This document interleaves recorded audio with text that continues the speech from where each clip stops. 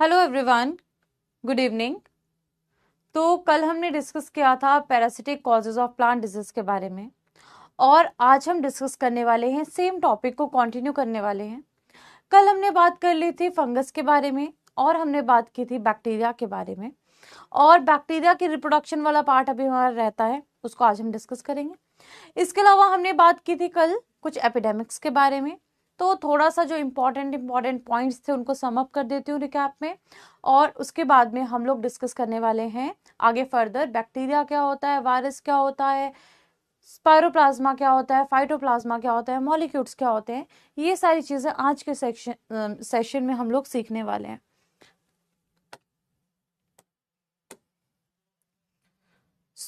सबसे पहले तो देखो, कल हमने डिस्कस किया था एपिडेमिक्स के बारे में, जो हमने बहुत अच्छे से सीख लिया कि कौन कौन से एपिडेमिक्स कब कब आए थे। जैसे कि हमने आयरिश फैमिन की बात की थी, अभी मैंने एक स्लाइड भी रखी आपके लिए, 1845 से 1852। देन हमने बात की थी इंडिया में बंगाल फैमिन की, और उसके ईयर की हमने बात की थी 1943। देन हमने हाँ जी, गुड इवनिंग। देन हमने बात की थी सदर्न कॉर्न लीफ ब्लाइट की। ठीक है, चलिए। इसके बारे में हम लोगों ने बात की थी। हमने बात की थी कॉफी रस्ट के बारे में, और नंबर ऑफ और डिजीज के बारे में हमने बात की थी। एपिडेमिक्स वाला सेक्शन हमने क्लियर कर लिया था, और कुछ इंपॉर्टेंट हिस्टोरिकल डिजीज हैं उन्होंने उसके बारे में बात की थी। देन हम आए थे parasitic causes of plant disease के ऊपर, और फंगस के बारे में बात किया था, बैक्टीरिया के बारे में बात की थी। तो अगर हम बात करते हैं सबसे पहले तो फंगस के बारे में, तो फंगस क्या होते हैं? फंगस होते हैं यूकैरियोटिक, एक क्लोरोफिलस होते हैं। सेल वॉल की बात करें, किसकी बनी होती है? काइटिन की बनी होती है, ग्लूकन की बनी होती है। फंगस में रिप्रोडक्शन सेक्सुअल रिप्रोडक्शन हो सकती है, एसेक्सुअल रिप्रोडक्शन हो सकती है। फंगस में अगर वेजिटेटिव बॉडी की बात करें, तो जो वेजिटेटिव बॉडी है वो क्या होती है? माइसीलियम होती है। ब्रांचेस ऑफ माइसीलियम को हम क्या बोल देते हैं? हाइफा बोल देते हैं। देन अगर फर्दर हम आगे बात करते हैं फंगस के बारे में, तो हमने बोला था जो क्रॉस वॉल्स है उनको हम सेप्टा बोलते हैं। जिसमें क्रॉस वॉल प्रेजेंट है उसको सेप्टेट माइसीलियम बोल देंगे। जिसमें क्रॉस वॉल प्रेजेंट नहीं है उसको हम एसेप्टेट माइसीलियम बोल देंगे। देन हमने बोला था कि जो फंगस है जो न्यूट्रिशन लेगा अपना, वो कुछ ऑर्गन्स होते हैं स्पेसिफिक, जिसको हम बोल देते हैं हॉस्टोरिया। ये हमने फंगस के बारे में बात की थी। हाँ जी, गुड इवनिंग आगे सब लोग। ओके, ये हमने फंगस के बारे में बात की थी। अभी रिकैप ही चल रहा है, जो हमने पहले पढ़ा था वही चीज आपको बता रही हूँ। देन हमने डिस्कस किया था कि फंगस के बाद में कि एसेक्सुअल फ्रूटिंग बॉडी की बात करें तो उसको कोनिडियोमेटा बोलते हैं। फिर हमने शेप्स की बात की थी कि अगर कोनिडियोमेटा फ्लास्क शेप है तो उसको क्या बोलेंगे। अगर जो कोनिडियोमेटा है वो एसरविलस है तो वो कैसा होगा? देन सॉसर शेप का होगा। देन हमने बात की थी कि जब सिनेमेटा है उसमें टफ्ट की फॉर्म में प्रेजेंट होगा। स्पोरोडोकियम है, वहां पे स्कैटर्ड कोनिडियोफोर हमें देखने को मिलेंगे। ये सारी हमने डिस्कशन कर ली थी। देन हमने बात की थी सेक्सुअल स्पोर के बारे में, जहां पे हमने जाना था कि अगर एस्कोस्पोर्स की हम बात करते हैं तो एस्कोमाइकोटा में एस्कोस्पोर्स बनते हैं, और अगर हम बेसिडियोमाइकोटा की बात करते हैं तो बेसिडियोमाइकोटा में बेसिडियोस्पोर्स बनते हैं। ओके, इसके बाद में हमने डिस्कस किया था फंगस के बाद में बैक्टीरिया के बारे में, और बैक्टीरिया में क्या बोला था कि जो बैक्टीरिया है उसका जो सेल वॉल है वो पेप्टिडोग्लाइकन का बना है। पेप्टिडोग्लाइकन को ही म्यूरिन बोल दिया जाता है। और जो बैक्टीरिया है, बैक्टीरिया में जो सेल वॉल है वो पर्टिकुलरली 2 यूनिट से मिलकर बना है, N acetyl muramic acid, N acetyl जो ग्लूकोसामाइन है उससे मिलकर बना है, बैकबोन जो है सेल वॉल की बेसिकली। उसके बाद में हमने बात की थी कि जो 90% म्यूरिन है वो ग्राम पॉजिटिव में पाया जाता है, 5% या उससे जो लेस म्यूरिन है वो ग्राम नेगेटिव में पाया जाता है। फिर हमने बोला कि जितना भी मटेरियल सेल वॉल के अंदर है उसको प्रोटोप्लास्ट बोलते हैं। अगर सेल वॉल हमारी थिन है और डिफ्यूज्ड है तो उसको स्लाइम बोल दिया जाता है। अगर थिक है और पर्टिकुलर मास है, उसका डेफिनेट मास है, तो हम उसको कैप्सूल बोल देते हैं। फिर हमने बोला फ्लैजेला बैक्टीरिया में है तो मूवमेंट में हेल्प करेगा। पिलाई अगर प्रेजेंट है बैक्टीरिया में तो पिलाई किसके लिए काम आएगा? रिप्रोडक्शन में काम आएगा या कॉन्जुगेशन में काम आएगा, राइट? ये सारी चीजें हमने डिस्कस की थी। उसके बाद में हमने बात की थी कि जो बैक्टीरिया है अगर ग्राम पॉजिटिव है या ग्राम नेगेटिव है तो उसमें हम स्टेनिंग करते हैं, जिसको हम ग्राम स्टेनिंग बोलते हैं। तो जो ग्राम पॉजिटिव बैक्टीरिया हैं वो आपको पर्पल कलर के या वॉयलेट कलर के देखने को मिलते हैं, जो ग्राम नेगेटिव बैक्टीरिया हैं वो हमें पिंक कलर के देखने को मिलते हैं। यही डिस्कशन किया था बेटा। उसके बाद में मैंने आपको होमवर्क दिया था कि लिस्ट बनानी है ग्राम नेगेटिव बैक्टीरिया की, ग्राम पॉजिटिव बैक्टीरिया की, डिफरेंसेस करने ग्राम पॉजिटिव बैक्टीरिया में और ग्राम नेगेटिव बैक्टीरिया में। क्या आप लोगों ने डिफरेंसेस किए हैं? पहले तो मुझे ये बताओ दो जल्दी से, करके आए हो बेटा? जो होमवर्क दिया था छोटा सा कंप्लीट किया है? और ये भी बताओ कि जो हमने कल पढ़ा था फंगस बैक्टीरिया उसको रिवाइज करके आए हो? फिर आगे बताते हैं आज का टॉपिक क्या रहने वाला है। हाँ जी, गुड इवनिंग, गुड इवनिंग। सबके मैसेज मैंने देख लिए हैं, गुड इवनिंग। चलिए बताइए जल्दी से बेटा, करके आए हो होमवर्क? फिर आगे बात करते हैं।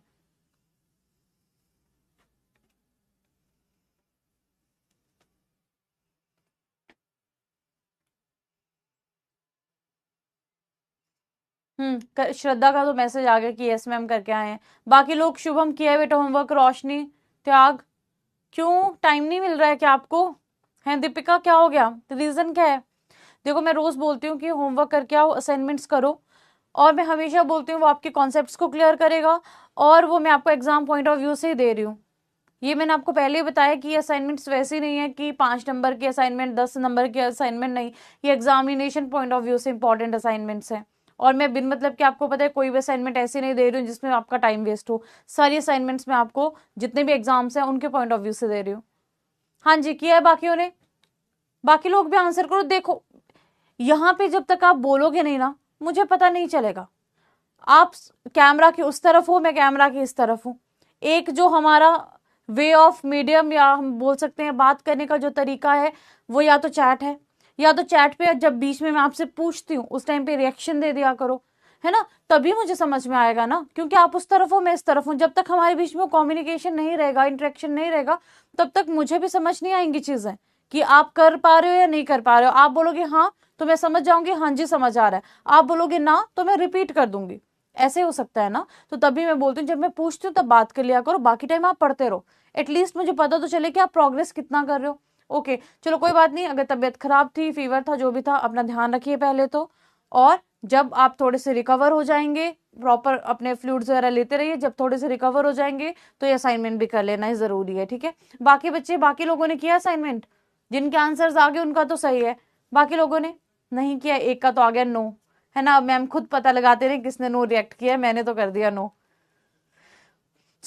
जिन्होंने भी, अभी भी मैं दोबारा बोल रही हूँ, असाइनमेंट नहीं किया है, असाइनमेंट्स को सीरियसली लेना शुरू कर दो। अब असाइनमेंट में बोलती हूँ तो आपको लगता होगा कि पता नहीं क्या बर्डन है, मैं उसके लिए कोई और वर्ड यूज कर लूंगी, या तो मैं मोस्ट इंपॉर्टेंट लिख दूंगी या एग्जामिनेशन पॉइंट ऑफ व्यू से लिख दूंगी, तब करोगे क्या? तो बात तो एक ही है। तो असाइनमेंट अपने ऑन टाइम करो, ठीक है? चलो अब आज का टॉपिक कंटिन्यू करते हैं। और अगर आप अभी भी इसी भरोसे बैठे हो कि असाइनमेंट लास्ट में करेंगे तो भूल जाओ, लास्ट तक कुछ नहीं होता। जो होता है वो आज ही होता है, ज्यादा एट मैक्स वो कल तक हो जाएगा, उसके बाद परसों कभी नहीं आएगा, ठीक है? तो अपना जो काम है उसको करना ऑन टाइम सीखो। तबीयत सही नहीं है कोई बात नहीं, जब ठीक हो जाओगे तब करो, बट काम को छोड़ो मत, ठीक है? चलिए अब बात करते हैं अगले टॉपिक की, और हम बात करने वाले हैं फर्दर बैक्टीरिया एंड मॉलिक्यूल्स के बारे में। आज हम बात करेंगे, टाइम बचा तो वायरस एंड वायरॉइड के बारे में हम डिस्कस करेंगे, फैक्ट्स, और हम जानेंगे कुछ इंपॉर्टेंट क्वेश्चंस के बारे में। चलिए तो सबसे पहले तो हम बात कर रहे हैं, कल मैंने आपको एक चीज बोली थी कि मुझे अपनी बातें हमेशा याद रहती हैं, कि ये जो टेबल है ये मैं आपको कल सबसे पहले दूंगी, बोला था कल। तो आप देख सकते हैं यहाँ पे ये जो टेबल है मैंने यहाँ पे इंक्लूड कर दिया है इंपॉर्टेंट डिजीजेस का, जैसे लेट ब्लाइट ऑफ पोटैटो है, किससे होता है, कॉफी रस्ट किससे होता है, डाउनी मिल्ड्यू किससे होता है, ये सारी चीजें मैंने यहाँ पे आपको दे दी हैं, ठीक है? तो अब आप इस टेबल को रेफर कर सकते हैं, कल हमने ये कवर कर लिया है, और इस टेबल को यहां से पढ़ सकते हैं। अब बात कर रहे थे हम बैक्टीरिया में रिप्रोडक्शन के बारे में, और हमने डिस्कस किया था कि बैक्टीरिया में फिजन कैसे होता है या फिजन क्या होता है। तो हमने बोला था कि जब भी फिजन की बात करते हैं तो जो एक सेल है वो 2 सेल में डिवाइड हो जाता है। तो अल्टीमेटली क्या होगा, जैसे जितना भी जेनेटिक मटेरियल है बैक्टीरिया के अंदर, वो क्या करता है, रेप्लिकेट कर जाता है। रेप्लिकेट करने का मतलब है कि वो क्या करेगा, मल्टीप्लाई कर देगा। और सेल क्या करेगा, अब उसको जगह भी तो चाहिए ना, तो सेल इलोंगेट कर जाएगा और जो भी मटेरियल मल्टीप्लाई हुआ है वो एक एक साइड को चला जाएगा। अब क्या होगा, ये जो सेल वॉल है ये अंदर की तरफ को जाएगी, इन्वेजिनेट करेगी और धीरे धीरे ये जो पूरा सेल है ये क्या कर जाएगा, सेपरेट कर जाएगा दो सेल्स में। तो जो सेल जिससे सेल बनता है उसको मदर सेल बोला जाता है और जो दो सेल्स बनते हैं उसको हम डॉटर सेल बोलते हैं। अब बात करते हैं कि बैक्टीरिया में और कौन कौन से सेक्सुअल लाइक प्रोसेसेस हैं। तो बैक्टीरिया में अगर हम सेक्सुअल लाइक प्रोसेसेस की बात करें तो हमारे पास में हमने 3 चीजों के बारे में बात किया था। अब क्या होता है अभी समझाती हूं। Conjugation, transduction and transformation. अब ये टॉपिक समझने के लिए आपको देखो डिटेल में कोई नहीं बोलेगा कि बताओ कहाँ से कॉन्जुगेशन हो रही है, कैसे हो रही है, बट जस्ट बिकॉज आपके बेसिक्स को स्ट्रॉन्ग करना है मैं यहाँ पे आपको बेसिक्स इसके बारे में बता रही हूँ। देखो कॉन्जुगेशन का पहला पॉइंट क्या है कि दो बैक्टीरिया के सेल्स डायरेक्ट कांटेक्ट में आते हैं। तो बाकी कोई ऐसी प्रोसेस नहीं है बैक्टीरिया में जिसमें दो डायरेक्ट सेल्स कांटेक्ट में आते हो, डायरेक्ट कांटेक्ट होता हो दो बैक्टीरिया का। Only and only in case of conjugation दो बैक्टीरिया एक दूसरे के कांटेक्ट में आते हैं। अब जब दो बैक्टीरिया एक दूसरे के कांटेक्ट में आते हैं तो उनको जरूरत पड़ती है पिलय की। अब पिलय बेसिकली क्या करता है, पिलय अटैचमेंट का काम करता है। दो बैक्टीरिया के बीच में जो अटैचमेंट का काम है वो कौन करता है, पिलय करता है। जैसे मान लो ये बैक्टीरिया है और ये बैक्टीरिया है, अगर इसको एक दूसरे के कांटेक्ट में आना है तो यहां से ये जो पिलय है ये क्या करेगा, अटैचमेंट करेगा। या तो मैं बोल सकती हूं ये पिलय क्या करता है, यहां मैं लिख रही हूं बेटा, अटैचमेंट करता है, या फिर आप बोल सकते हो कॉन्जुगेशन ब्रिज बनाता है। अब आप बोलोगे मैम दो बैक्टीरिया कांटेक्ट में आए, पिलय किस वाले के पास था, क्या पिलय इस वाले के पास था, इस वाले के पास था, कैसे पता चला। चलिए इसको भी सॉर्ट करते हैं अभी 2 मिनट में। अब क्या होता है, हमने जान लिया कि दो बैक्टीरिया एक दूसरे के कांटेक्ट में आ रहे हैं और कॉन्जुगेशन ब्रिज बन रहा है। अब जिस बैक्टीरिया के पास में प्लाज्मिड होता है, प्लाज्मिड में हमने बोला था कि जीन्स होते हैं रेजिस्टेंस के, एक तो अपना प्लाज्मिड भी बैक्टीरिया के पास होता है और एक एक्स्ट्रा क्रोमोसोमल जीन प्लाज्मिड हमें देखने को मिलता है जिसको हम प्लाज्मिड बोलते हैं। ये जो एक्स्ट्रा क्रोमोसोमल डीएनए है ये प्लाज्मिड होता है और इस प्लाज्मिड में वैसे जीन्स होते हैं जो बैक्टीरिया को चाहिए फर्दर किसी एंटीबायोटिक के रेजिस्टेंस के लिए या किसी और एडिशनल प्रॉपर्टी के लिए। अब बैक्टीरिया क्या चाहता है कि ये जो जीन्स हैं इन जीन्स को बैक्टीरिया दूसरे बैक्टीरिया में ट्रांसफर कर पाए। तो अब यहाँ पे क्या होगा, जब हम बात करते हैं ट्रांसफर की तो दूसरे बैक्टीरिया के पास प्लाज्मिड नहीं होता, इसीलिए बैक्टीरिया बोलता है कि आओ साथियों, अगर मेरे पास में कोई चीज है एंटीबायोटिक रेजिस्टेंस की तो तुम भी ले लो ताकि हमारी पूरी कॉलोनी आराम से रह सके। अब क्या हुआ, एक के पास में प्लाज्मिड है और दूसरे के पास में प्लाज्मिड नहीं है, तो जिसने देना है उसको पिलय की जरूरत है, इसीलिए जिसके पास में भी प्लाज्मिड होगा उसी को पिलय की जरूरत होगी। यानी कि ये जो पिलय है ये किसके पास में होगा, जिसके पास में प्लाज्मिड होगा। यहां तक बेटा क्लियर, सबको पॉइंट समझ आया तो यस कर दो कि मैम यहां तक हमें समझ आ गया कि क्या रोल है प्लाज्मिड का, क्या रोल है पिलय का। क्लियर है, ओके। नाउ दूसरी बात करते हैं। अब जिसके पास में भी प्लाज्मिड होता है यानी कि जो भी डोनर होता है जिसने भी प्लाज्मिड देना है, और एक होगा जिसको प्लाज्मिड को लेना है, यानी कि एक होगा डोनर और एक क्या होगा, रेसिपिएंट। तो जिसने भी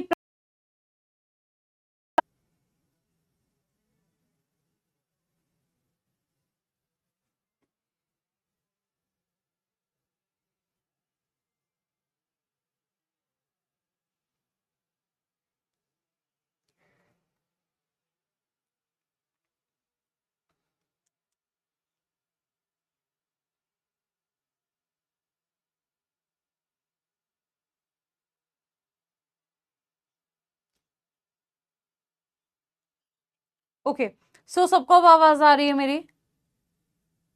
ठीक है, वीडियो क्लियर है, ऑडियो क्लियर है? करें कंटिन्यू तो बोल दीजिए जल्दी से, और फिर हम अपना टॉपिक जो है उसको कंटिन्यू करते हैं।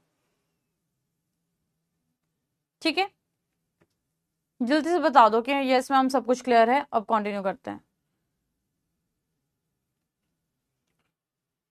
सही हो गया? चलिए ठीक है, ओके कंटिन्यू करते हैं। सो यहां तक हम क्या बात कर रहे थे? कॉन्जुगेशन के बारे में बात कर रहे थे, और हमने क्या बोला कि दो बैक्टीरियल सेल्स जब एक दूसरे के साथ कांटेक्ट में आते हैं, तो कांटेक्ट में आने के बाद में एक का जो प्लाज्मिड है वो दूसरे के पास जाएगा। अब जिसके पास में ये प्लाज्मिड होगा उसको हम क्या बोलेंगे? F पॉजिटिव बोलेंगे, और जिसने ये प्लाज्मिड लेना है, जो रेसिपिएंट है, उसको हम F नेगेटिव बोलेंगे। प्लाज्मिड का जो एक स्ट्रैंड है वो दूसरे सेल में जाएगा, और ये क्या करेगा? खुद का दूसरा स्ट्रैंड बना लेगा, ये भी अपना दूसरा स्ट्रैंड बना लेगा। तो यहां तक तो हमने कहानी पढ़ी प्लाज्मिड के जाने की या एक्सचेंज की। अब हमें जानना है कि जब रिप्रोडक्शन हो रही है तो इसका जो जेनेटिक मटेरियल है वो इसके साथ कैसे मिक्स हो रहा है, ये हमें जानना है कॉन्जुगेशन में। क्योंकि हमने बोला था कि यहाँ पे यूनियन ऑफ गैमीट्स नहीं हो रहा है, लेकिन जेनेटिक मटेरियल एक्सचेंज हो रहा है। तो चलो अब ये कहानी भी जानते हैं कि ऐसा कैसे हो रहा है। चलो दोबारा से आते हैं इसी कहानी पे, दो सेल्स पे, और दो सेल्स के जो जेनेटिक मटेरियल है उसके बारे में थोड़ा सा जान लेते हैं।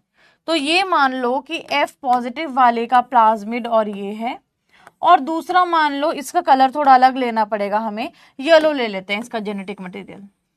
ओके, अब क्या होता है, कई बार चांसेस होते हैं कि ये जो क्रोमोसोम है और ये जो प्लाज्मिड है, चांसेस होते हैं कि ये प्लाज्मिड कई बार इसके साथ कंबाइन कर जाता है, और इस तरह से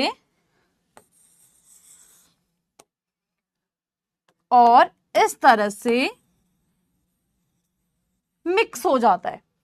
तो जब ये इस तरह से मिक्स हो जाता है, हाई फ्रीक्वेंसी HFR सेल बना देता है, हाई फ्रीक्वेंसी सेल बना देता है, जिसको HFR सेल बोलते हैं।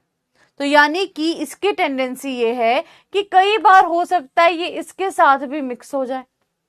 ओके, अब जब ये इसके साथ हमने बोला कि इसकी टेंडेंसी है कि इसके साथ में मिक्स हो जाए, तो क्या होगा? जब ये प्लाज्मिड इस दूसरे सेल के पास जाएगा ना, यहां पे जाएगा, तो क्या होगा?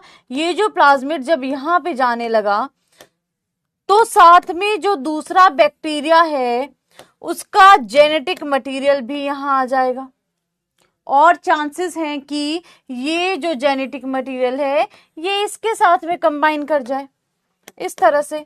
तो हो गया रिकॉम्बिनेशन, और इसी को हमने क्या बोल दिया? कॉन्जुगेशन बोल दिया। क्लियर हो गया सबको कॉन्जुगेशन क्या है? अब जब मैं आपको डेफिनेशन समझाऊंगी ना, ये पूरा डायग्राम समझाने के बाद आपको एक एक चीज समझ में आएगी। सबको समझ आया कॉन्जुगेशन क्या होता है? चलिए अब चलते हैं डेफिनेशन की तरफ। क्या लिखा है?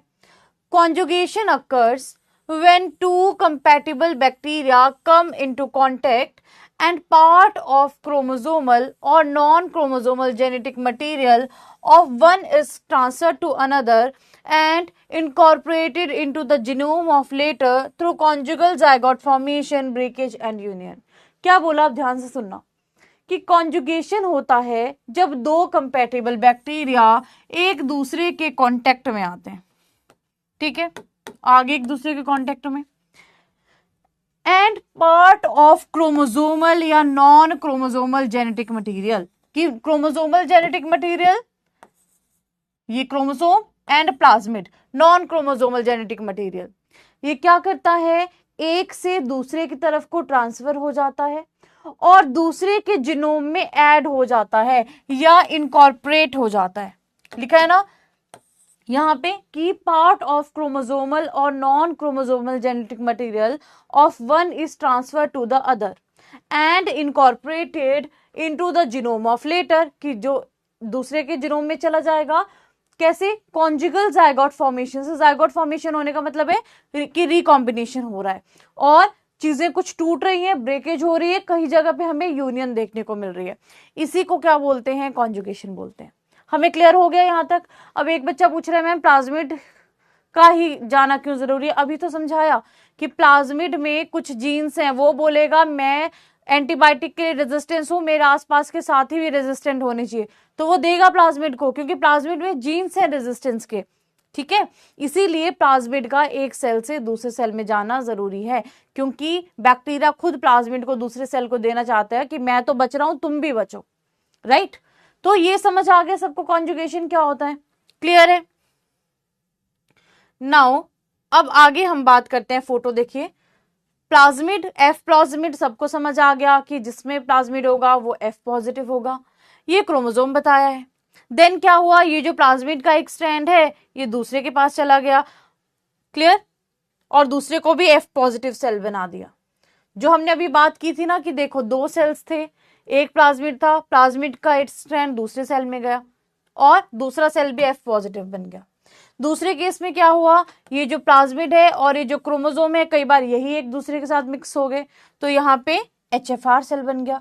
तीसरे केस में क्या हुआ, यही सेल जब किसी और के कांटेक्ट में आया तो अपना तो प्लाज्मिड गया ही गया, साथ में होस्ट का DNA भी चला गया, और बाद में क्या हुआ, ये जो प्लाज्मिड था और होस्ट का DNA था ये दूसरे DNA के साथ में मिक्स हो गया, तो इसी को हमने क्या बोल दिया, कॉन्जुगेशन बोल दिया।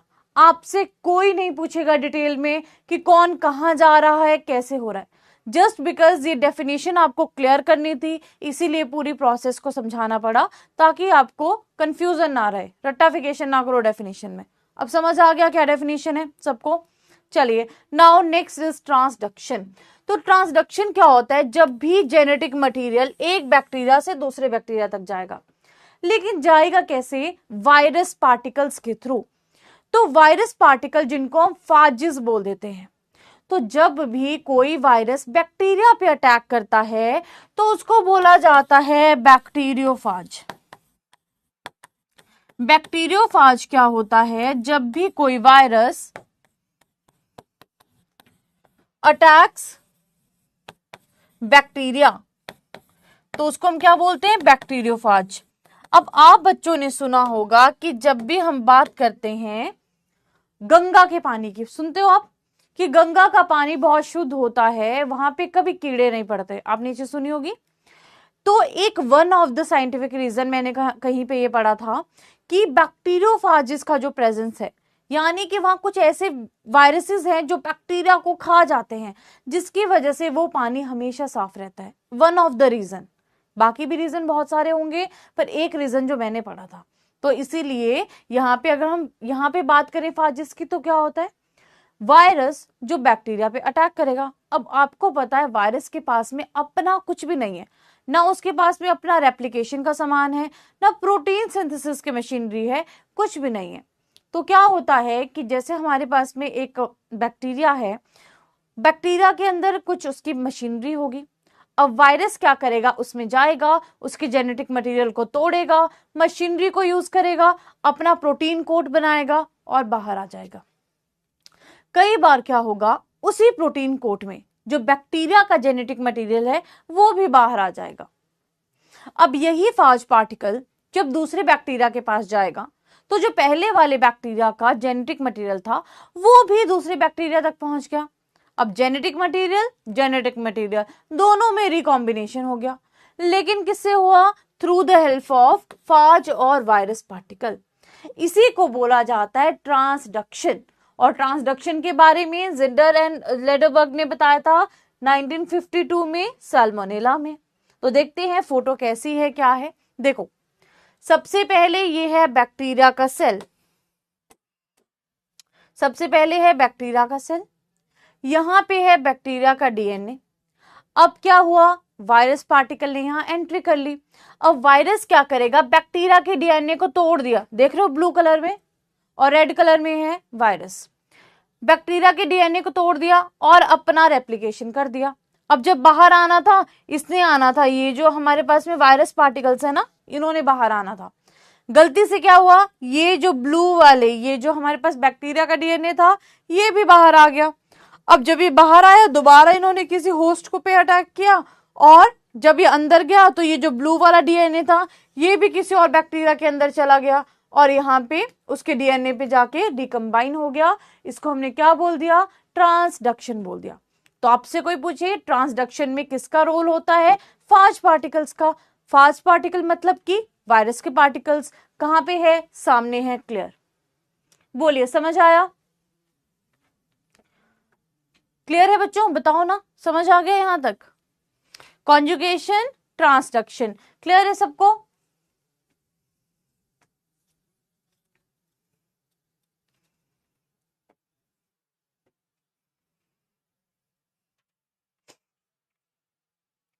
ठीक है, यहां तक समझ में आया? हाँ ना तो कर दो भाई।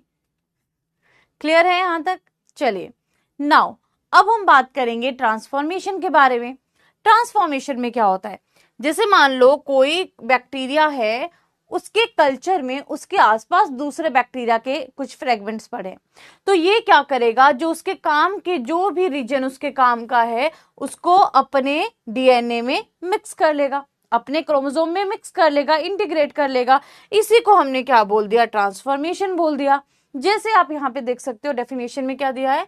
It occurs when the bacterium is genetically transformed by the absorption of genetic material of another compatible bacterium secreted by or released in a culture during the rupture and its incorporation into the genome of the farmer। यानी कि transformation में क्या होता है कि हमारे पास में जो बैक्टीरिया है वहां पे जो साइड में अगर कोई कल्चर में सिक्रीशन हुई है तो उसको वो एब्जॉर्ब कर लेगा कंपैटिबल बैक्टीरिया का अगर होगा जेनेटिक मटेरियल, और अपने में क्या कर लेगा? इनकॉर्पोरेट कर लेगा, रिकम्बाइन कर देगा। इसी को क्या बोला? ट्रांसफॉर्मेशन। और किसने दिया था ट्रांसफॉर्मेशन का प्रिंसिपल? मैंने आपको होमवर्क भी दिया था। निमोनिया में ग्रिफिथ ने 1928 में डिस्कवर किया था। क्लियर है बच्चों? अब इसी से रिलेटेड कल मैंने आपको एक टेबल भी कवर करवाया था। पहले ये देख लेते हैं टेबल। जैसे ये है, यहां पे देख सकते हैं कॉन्जुगेशन किसने डिस्कवर किया था, कौन से साल में डिस्कवर किया था, कौन से ऑर्गेनिज्म में डिस्कवर किया था, और मेन पॉइंट क्या है। अब ये सारी चीजें क्योंकि आपको समझा दी हैं तो ये टेबल आपको बहुत इजीली याद हो जाएगा। साइंटिस्ट के नाम है, ईयर है, ऑर्गेनिज्म है, ये तो आपको जानना ही पड़ेगा, पढ़ना ही पड़ेगा। लेकिन ये वाले जो पॉइंट्स हैं इनको आप नहीं भूलोगे क्योंकि पूरी प्रोसेस आपको समझा दी है। ठीक है? ओके, क्लियर है? नाउ अब एक फोटो दिखाती हूँ। देखिए, ट्रांसडक्शन में ये फाज पार्टिकल जा रहा है ना, और ट्रांसफॉर्मेशन में इस तरह से। क्लियर हो गया? अब आपको सारी चीज क्लियर होगी, फोटो भी देख लोगे तो भी आपको समझ आ जाएगा कि ट्रांसडक्शन में क्या हो रहा है एंड ट्रांसफॉर्मेशन में क्या हो रहा है। Clear to everyone? ठीक है? एक जिंडर एंड लेडरबर्ग है, एक लेडरबर्ग एंड टेटम है।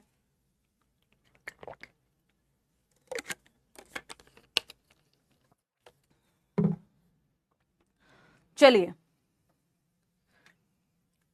राइट नाउ अब बैक्टीरिया में हम एक और टॉपिक को कवर करेंगे। यहां तक हमने बैक्टीरिया की जनरल चीजों के बारे में जान लिया, कैरेक्टर्स के बारे में जान लिया, और हमने ये भी जान लिया कि बैक्टीरिया में रिप्रोडक्शन कैसे होता है। रिप्रोडक्शन में हमने जो इसका एसेक्सुअल मोड है या बाइंडी फिजन है उसकी बात कर ली, और सेक्सुअल लाइक प्रोसेसेस के बारे में डिस्कस कर लिया। नाउ अब हम जानेंगे कि कुछ बैक्टीरिया ऐसे भी होते हैं जो बैक्टीरिया जाइलम में रहते हैं या फ्लोएम में रहते हैं। तो ऐसे बैक्टीरिया जो होते हैं उनको कल्चर करने में भी डिफिकल्टी होती है। अब कई बार पूछा जाता है ये वाली डिजीज किससे हो रही है, तो हमें पता होनी चाहिए कि ये क्या फंगस से हो रही है, क्या ये बैक्टीरिया से हो रही है, क्या ये वायरस से हो रही है, या फिर ये डिजीज वायरॉइड से हो रही है। तो सबसे पहले तो हमारे पास जो मैंने टॉपिक दिया है, क्या दिया है कि xylem and phloem limited bacteria के क्या क्या एग्जाम्पल हैं डिजीजेस के।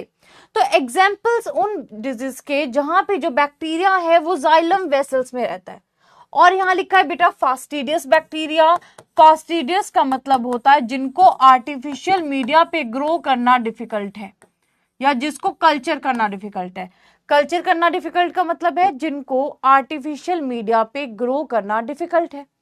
तो यहाँ पे एग्जाम्पल्स की बात करें हम जाइलम इनहिबिटिंग बैक्टीरिया की, तो सबसे पहले है Pierce's disease of grapevine, then citrus variegated chlorosis, then almond leaf scorch, आपने सुना होगा जाइलेला फास्टिडियोसा। तो जब हम जाइलेला फास्टिडियोसा की बात करते हैं तो वो क्या करता है, आमंड लीफ स्कॉर्च कॉज करता है।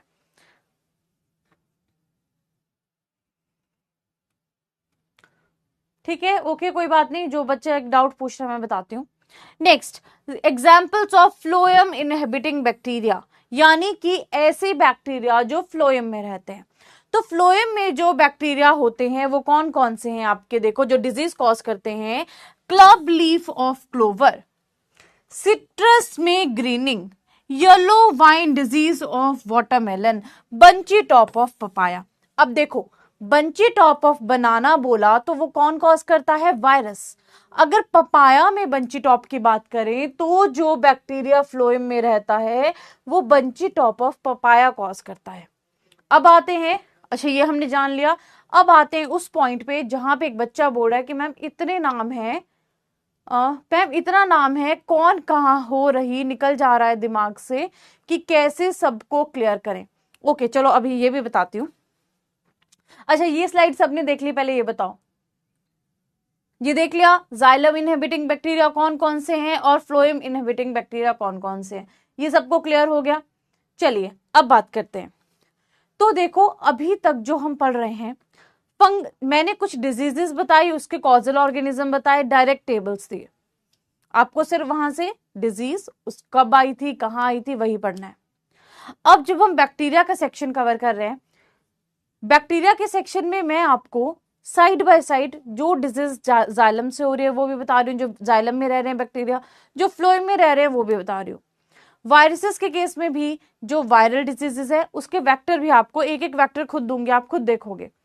तो जब मैं सब कुछ आपको परोस के प्लेट में दे रही हूँ, आपको सिर्फ खाना ही खाना है, तो आप खाते क्यों नहीं हो, दिमाग से क्यों निकलेगा जब हम एक एक सेक्शन पे चल रहे हैं। जैसे फॉर एग्जाम्पल पहले हमने फंगस किया, मैंने आपको सब्जी दे दी, सब्जी खा लो, तो पहले सब्जी खा लो, उसके बाद दाल दे दी बैक्टीरिया तो दाल खा लो। मेरा बोलने का मतलब ये है कि जब मैं आपको सेक्शन वाइज धीरे धीरे एक एक पार्ट दे रही हूँ और आपको बता रही हूँ कि इस सेक्शन में बेटा ये क्वेश्चन अगर आ गया तो इसको इस तरह से अटेम्प्ट करना है, तो आप थोड़ा सा खुद भी एफर्ट लगाइए इस चीज को समझने के लिए कि किस तरह से मैम ने बताया है कैसे पढ़ सकते हैं। अदरवाइज क्या होता, अगर आप जनरली ऐसे कहीं से भी बुक से पढ़ते ना, कुछ भी पढ़ते, तो आपको एक डिजीज एक सेक्शन में मिलती, वहां लिखा होता कि ये डिजीज बैक्टीरिया से होती है, 2-3 पेजेस बदलते, आगे दूसरी डिजीज दी होती और वहां लिखा होता कि ये जाइलम में रहने वाला बैक्टीरिया है, तीसरी जगह देखते फ्लोएम में रहने वाला बैक्टीरिया है। तो वहां पे आपको खुद ही सब कुछ चीजों को नोट्स बनाने पड़ते हैं, अच्छा ये यहाँ ये है, यहाँ पे तो मैंने आपको सारे नोट्स प्रॉपरली बना के दिए हैं, जहां जो एडिशंस करनी है वो मैं आपको बता रही हूँ, एक एक चीज मैं आपको बता रही हूँ कि ये सेक्शन है, इस सेक्शन में हम ये कवर कर रहे हैं, क्यों कवर कर रहे हैं। तो देखो थोड़े से एफर्ट्स तो आपको लगाने पड़ेंगे, एक बार तो शांति से बैठ के पढ़ना पड़ेगा, और रिवीजन वेरी इंपॉर्टेंट। प्रभाकर जब तक आप रिवीजन नहीं करोगे ना बेटा, ये चीजें आपको जरूर कंफ्यूज करेंगी। तो मैंने इसलिए बोला था कि ये जो क्लासेस हैं इनमें एक तो जो पढ़ा रही हूँ रोज का रोज वो, और दूसरा रिवीजन। और अब भी अगर आपको लग रहा है ना कि मुझे थोड़ा सा कंफ्यूजन हो रहा है, तो जैसे अब कल की क्लास है, अब कल की जो सैटरडे है और परसों का संडे है, इन 2 दिनों में जो भी मैंने बेटा आपको 3 दिन में पढ़ाया ना, सारा पढ़ डालो। अब जितने कितने ही नोट्स होंगे ये A to Z एक एक चीज आराम से बैठ के पढ़ना, ये टॉपिक में देखना ये टॉपिक्स हैं, ये मुझे कवर करने हैं, और आराम आराम से इस तीनों जितने भी 3-4 लेक्चर्स अभी तक हुए हैं ना, 5 लेक्चर्स जो भी हैं, इन सबको एक बार में पढ़ डालो, एक बार में मतलब 2 दिन के अंदर कवर कर डालो। फिर क्या करो, मंडे वाले दिन जब आपकी एक और क्लास हो जाएगी उसको पढ़ो, और ट्यूसडे वाले दिन अगेन सारी चीजों का रिवीजन कर डालो। उससे क्या होगा, जो आपके जो लर्न करने वाली चीजें हैं ना, उसमें आप कंफ्यूज होना थोड़ा सा बंद हो जाओगे। क्यों? क्योंकि आपका दिमाग चीजों को शॉर्ट लिस्ट कर लेगा, स्ट्रीमलाइन कर लेगा कि देखो ये टॉपिक है, इस टॉपिक के अंदर ये टॉपिक है, इस टॉपिक के अंदर ये टॉपिक है, तो एक सीक्वेंस बन जाएगा। अगर आप ऐसे ऊपर ऊपर से पढ़ने लगोगे ना, जाइलम का ये, फ्लोएम का ये, फंगस का ये, तो वो चीजें आपको डेफिनेटली कंफ्यूज करेंगी। एक बार मेरा तरीका अपना के देखना। अभी कल की आपकी क्लास नहीं होगी तो कल आप जाना सैटरडे को, कल किसी रीजन से क्लास ऑफ है, कल और परसों 2 दिन में जो हमने 5 दिन तक पढ़ा है ना, वो सारा आप रिवाइज कर लेना और देखना आपको हर एक चीज समझ में आएगी। पर बात यह है कि आराम से बैठ के पढ़ना और फोन को उस टाइम कर देना साइड, नो रील्स नथिंग, ठीक है? ओके, जो बोले मैम PYQ, आपको याद होगा जितने भी लेक्चर्स हैं हर लेक्चर में PYQ करवाए।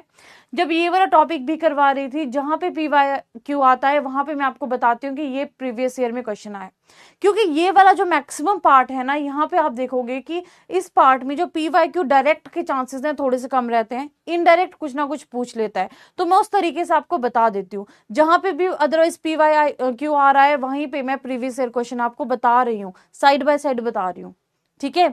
चलिए कंटिन्यू करें, मुझे टॉपिक भी थोड़ा सा बेटा कवर करना है। तो अब जिसको डाउट आ रहा है, जो मैंने आपको बोला है वो आप जाके फॉलो करेंगे और मंडे को मुझे बताएंगे कि मैम हमें कितना समझ में आया। सब लोग फॉलो करेंगे तो जल्दी से थम्स अप कर दो, फिर हम आगे कंटिन्यू करते हैं, ठीक है? तो इन चीजों के लिए कंफ्यूज होने की जरूरत नहीं है और डाउट्स में जाने की जरूरत नहीं है। हमेशा पढ़ते टाइम अपना माइंड बिल्कुल क्लियर रखा करो, ठीक है? डरने की बिल्कुल जरूरत नहीं है, कुछ भी डरने की जरूरत नहीं है। जहां समझ नहीं आएगा मैं हूं, मुझसे पूछो, 1 बार पूछो, 2 बार पूछो, मैं हूं यहाँ पे, बिल्कुल डरने की जरूरत नहीं है, ठीक है? चलिए ओके, सो आगे कंटिन्यू कर रहे हैं हम कि xylem and phloem inhabiting bacteria में हमारे पास क्या क्या एग्जांपल्स है। हमने बोला कुछ बैक्टीरिया जिनको कल्चर करना डिफिकल्ट होता है, कुछ जाइलम में रहते हैं और कुछ हमारे फ्लोएम में रहते हैं। तो जाइलम में रहने वाले जो हैं उनमें एग्जाम्पल्स हमने बोले जैसे कि पियर्स डिजीज ऑफ ग्रेपवाइन है, आमंड लीफ स्कॉर्च है। अब आपको कोई पूछे कि पियर्स डिजीज ऑफ ग्रेपवाइन का कॉजल ऑर्गेनिज्म क्या है, तो आप बोलोगे या किस कारण होता है, फंगस से होता है, बैक्टीरिया से होता है, वायरस से होता है, वायरॉइड से होता है। तो आपको याद होगा कि ये नाम तो हमने बैक्टीरिया में पढ़ा था, यानी कि ये जो बीमारी है ये बैक्टीरिया से होती है, सिंपल सा। तो ये वाला जो सेक्शन है ये आपके सिंपल सिंपल क्वेश्चंस को कवर करने के लिए। ओके, चलिए आगे बात करें। नेक्स्ट वन इज, अब देखो आपने सुना होगा जाइलेला फास्टिडियोसा के बारे में, ठीक है? ये जाइलम में रहने वाला बैक्टीरिया है, जाइलेला फास्टिडियोसा, और ये बैक्टीरिया कहाँ रहता है? जाइलम में रहता है। तो ये जो जाइलेला फास्टिडियोसा है ना, ये नंबर ऑफ डिजीज कॉज करता है। ताकि आपको कंफ्यूजन ना हो इसीलिए मैंने आपको यहाँ पे एक पूरी लिस्ट दे दी है। जैसे कि ग्रेप्स में आप देखोगे तो ये कॉज करता है पियर्स डिजीज ऑफ ग्रेपवाइन। अगर आप सिट्रस में देखोगे तो ये कॉज करेगा सिट्रस वेराइगेटेड क्लोरोसिस। आमंड में बात करोगे तो आमंड में लीफ स्कॉर्च कॉज करता है। पीच में एक डिजीज है फोनी पीच डिजीज, वो भी यही कॉज करता है। तो यहाँ पे मैंने एक ऑर्गेनिज्म यहाँ पे लिख देती हूँ मैं कि जाइलम वाले की बात कर रहे हैं, सिर्फ जाइलेला फास्टिडियोसा की। तो यहाँ पे आप देखेंगे तो जो एक ऑर्गेनिज्म अलग अलग क्रॉप में क्या क्या डिजीज कॉज कर रहा है, एक सिंपल पूरी लिस्ट दे दी है ताकि आपको अलग अलग जगह से चीजों को ढूंढना ना पड़े और कंपाइल ना करना पड़े। इसीलिए यहीं पे मैंने जितना भी पॉसिबल चीजें हैं सारी इकट्ठी करके दे दी है, ठीक है जी? यहां तक क्लियर है? नाउ नेक्स्ट, अब बात करते हैं मॉलिक्यूल्स क्या होते हैं। अब मुझे पता है कि आप सबको बैक्टीरिया समझ आ गया है। मॉलिक्यूल्स डिट्टो बैक्टीरिया की तरह है, बस एक फर्क मॉलिक्यूल्स में है, क्या कि मॉलिक्यूल्स में सेल वॉल एब्सेंट है। क्या ये प्रोकैरियोट्स हैं? हाँ, ये प्रोकैरियोट्स है।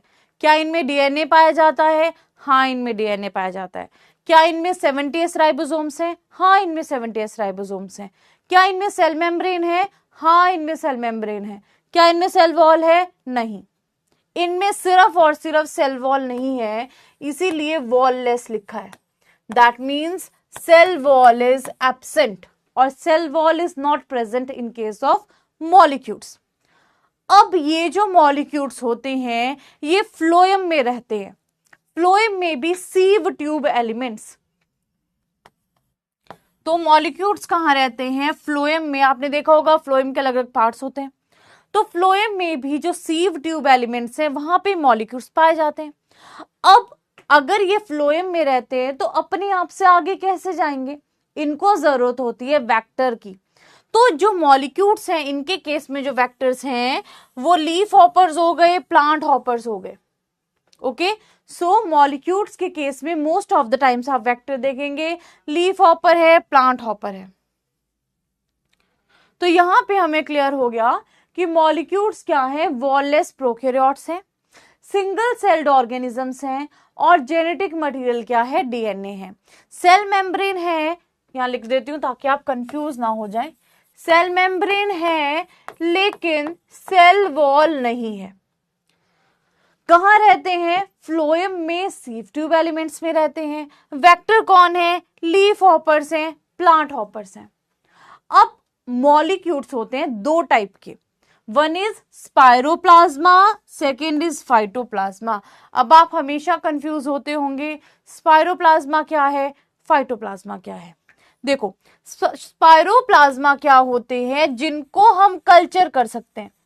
कल्चर का मतलब है आर्टिफिशियल मीडिया में ग्रो कर सकते हैं।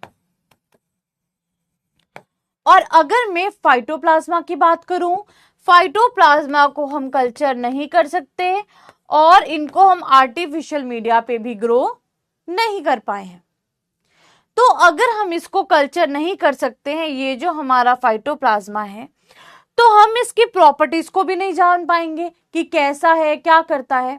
तो यहां पे अगर हम स्पाइरोप्लाज्मा की बात करते हैं जिनको हम कल्चर कर पा रहे हैं, तो इसकी प्रॉपर्टीज भी हमें पता होंगी।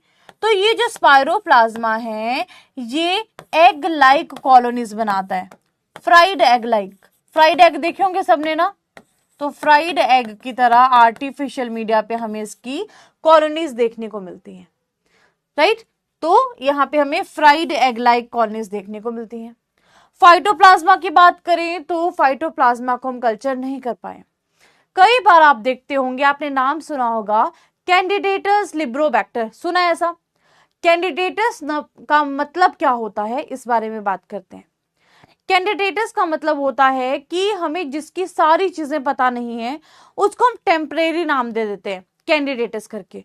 जिस दिन हमें सारी चीजें पता चल जाएंगी उस दिन हम परमानेंट कोई और नाम दे देंगे। लेकिन जब तक हमें जो प्रॉपर चीजें पता नहीं है तब तक हम उसे कैंडिडेटस बोल देते हैं कि हमें इसका सब कुछ अभी पता नहीं है।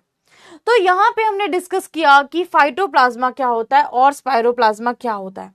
अब मैं आपको एक और चीज बताती हूँ। एक चीज होती है जो आप डायरेक्ट पढ़ते हो कि ये जो दोनों है, चाहे स्पाइरोप्लाज्मा है चाहे फाइटोप्लाज्मा है, both these are sensitive to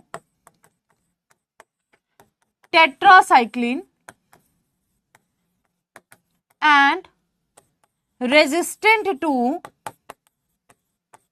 penicillin. क्या मतलब हुआ बेटा इसका, पहले आप बताओ फिर मैं बताती हूं। क्या बोला कि spiroplasma are sensitive to tetracycline and resistant to penicillin. क्या मतलब है इसका, क्या मतलब होगा। तो जब भी हम बात करते हैं स्पाइरोप्लाज्मा की, फाइटोप्लाज्मा की, बेटा इनमें क्या एब्सेंट है, सेल वॉल एब्सेंट है। क्योंकि इनमें सेल वॉल एब्सेंट है और यहां पे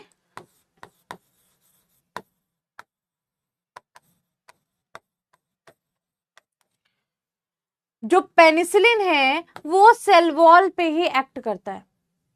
तो अगर पेनिसिलिन सेल वॉल पे एक्ट करता है और सेल वॉल है ही नहीं तो इनको क्या फर्क पड़ेगा, पेनिसिलिन से कोई फर्क नहीं पड़ेगा। जैसे फॉर एग्जाम्पल अगर कोई बच्चा है और लेट्स सपोज जब वो पढ़ाई करता है, हर बार पढ़ाई करते टाइम क्या है, आप मारते हैं उसको। एक टाइम ऐसा होगा आप देखेंगे जैसे किसी बच्चे को मार का मान लो फर्क ही नहीं पड़ता है, तो पढ़ते टाइम आप जितना भी मार लो वो पढ़ाई नहीं करेगा ना। तो यहाँ पे क्या है, अगर हम बात करते हैं पेनिसिलिन की, तो पेनिसिलिन को क्या चाहिए, सेल वॉल चाहिए एक्ट करने के लिए। अब जब सेल वॉल ही नहीं है तो क्या फर्क पड़ेगा, क्लियर। दूसरा क्या लिखा है, sensitive to tetracycline. Sensitive to tetracycline का मतलब है कि जो टेट्रासाइक्लिन है उसकी प्रेजेंस में आप इसको कंट्रोल कर सकते हो। यानी कि इसको कंट्रोल करने के लिए या इसकी मैनेजमेंट के लिए ऑक्सी टेट्रासाइक्लिन का इस्तेमाल किया जा सकता है, क्योंकि उससे ये मर जाता है, सिंपल सी बात। तो जो ऑक्सी टेट्रासाइक्लिन है वो इसके सिम्टम्स को टेम्परेरीली कम करने में मदद करता है, क्योंकि अल्टीमेटली है तो सिस्टेमिक जो पैथोजन है। तो यहाँ पे क्या होगा, ये इसके सिम्टम्स को टेम्परेरीली कम करने में हेल्प करता है, जो हमारे पास में टेट्रासाइक्लिन है। तो सेंसिटिव टू टेट्रासाइक्लिन का मतलब है टेट्रासाइक्लिन से इसको फर्क पड़ेगा। पेनिसिलिन रेजिस्टेंट है मतलब कि कोई फर्क नहीं पड़ेगा। क्लियर है यहां तक? समझ आ गया स्पाइरोप्लाज्मा फाइटोप्लाज्मा। अब डायरेक्ट कुछ facts. Citrus stubborn disease, constant disease, ये स्पाइरोप्लाज्मा से होती है, सिंपल सी बात। आगे मैंने आपको वेक्टर भी बता दिया है, लेकिन अगर डिजीज की बात करें तो डिजीज कौन कौन सी है? Citrus stubborn disease and constant disease. तो citrus stubborn disease, constant disease, ये दोनों स्पाइरोप्लाज्मा से होती है। वेक्टर की बात करें, लीफ हॉपर है दोनों में वेक्टर। फाइटोप्लाज्मा से होने वाली बीमारियों की बात करें तो जो भी येलोस टाइप की डिजीजेस हैं, विचेस ब्रूम टाइप के सिम्टम्स हैं, ये आपका फाइटोप्लाज्मा कॉज करता है।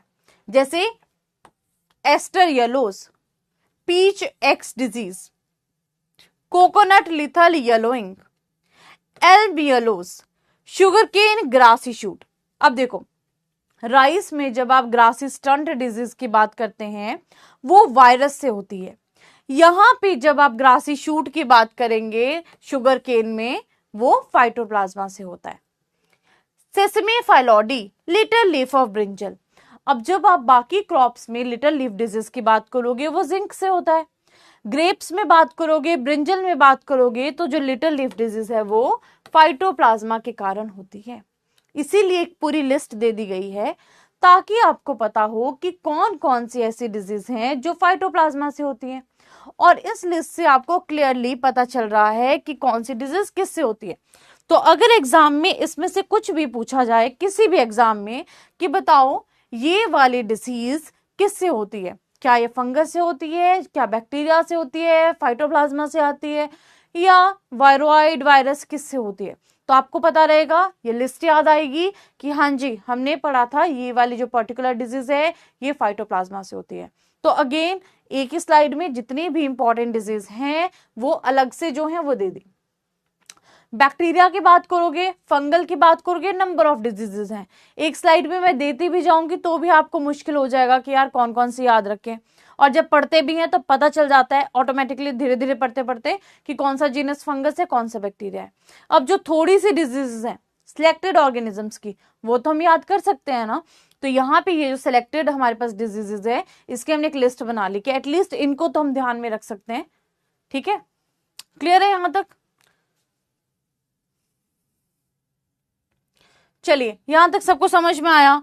नाउ अब हम बात करेंगे वायरसेस की, और वायरस को भी हम एक स्लाइड में बहुत अच्छे से जान लेंगे।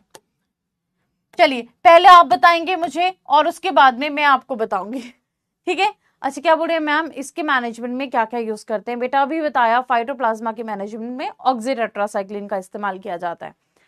चलो फटाफट से बोलिए कि बेटा क्या क्या होता है वायरसेस में, और फिर उसके बाद में मैं आपको बताऊंगी वायरसेस में क्या क्या पाया जाता है, कैसे कैसे चीजों को हम याद रख सकते हैं। चलो फटाफट से बताओ।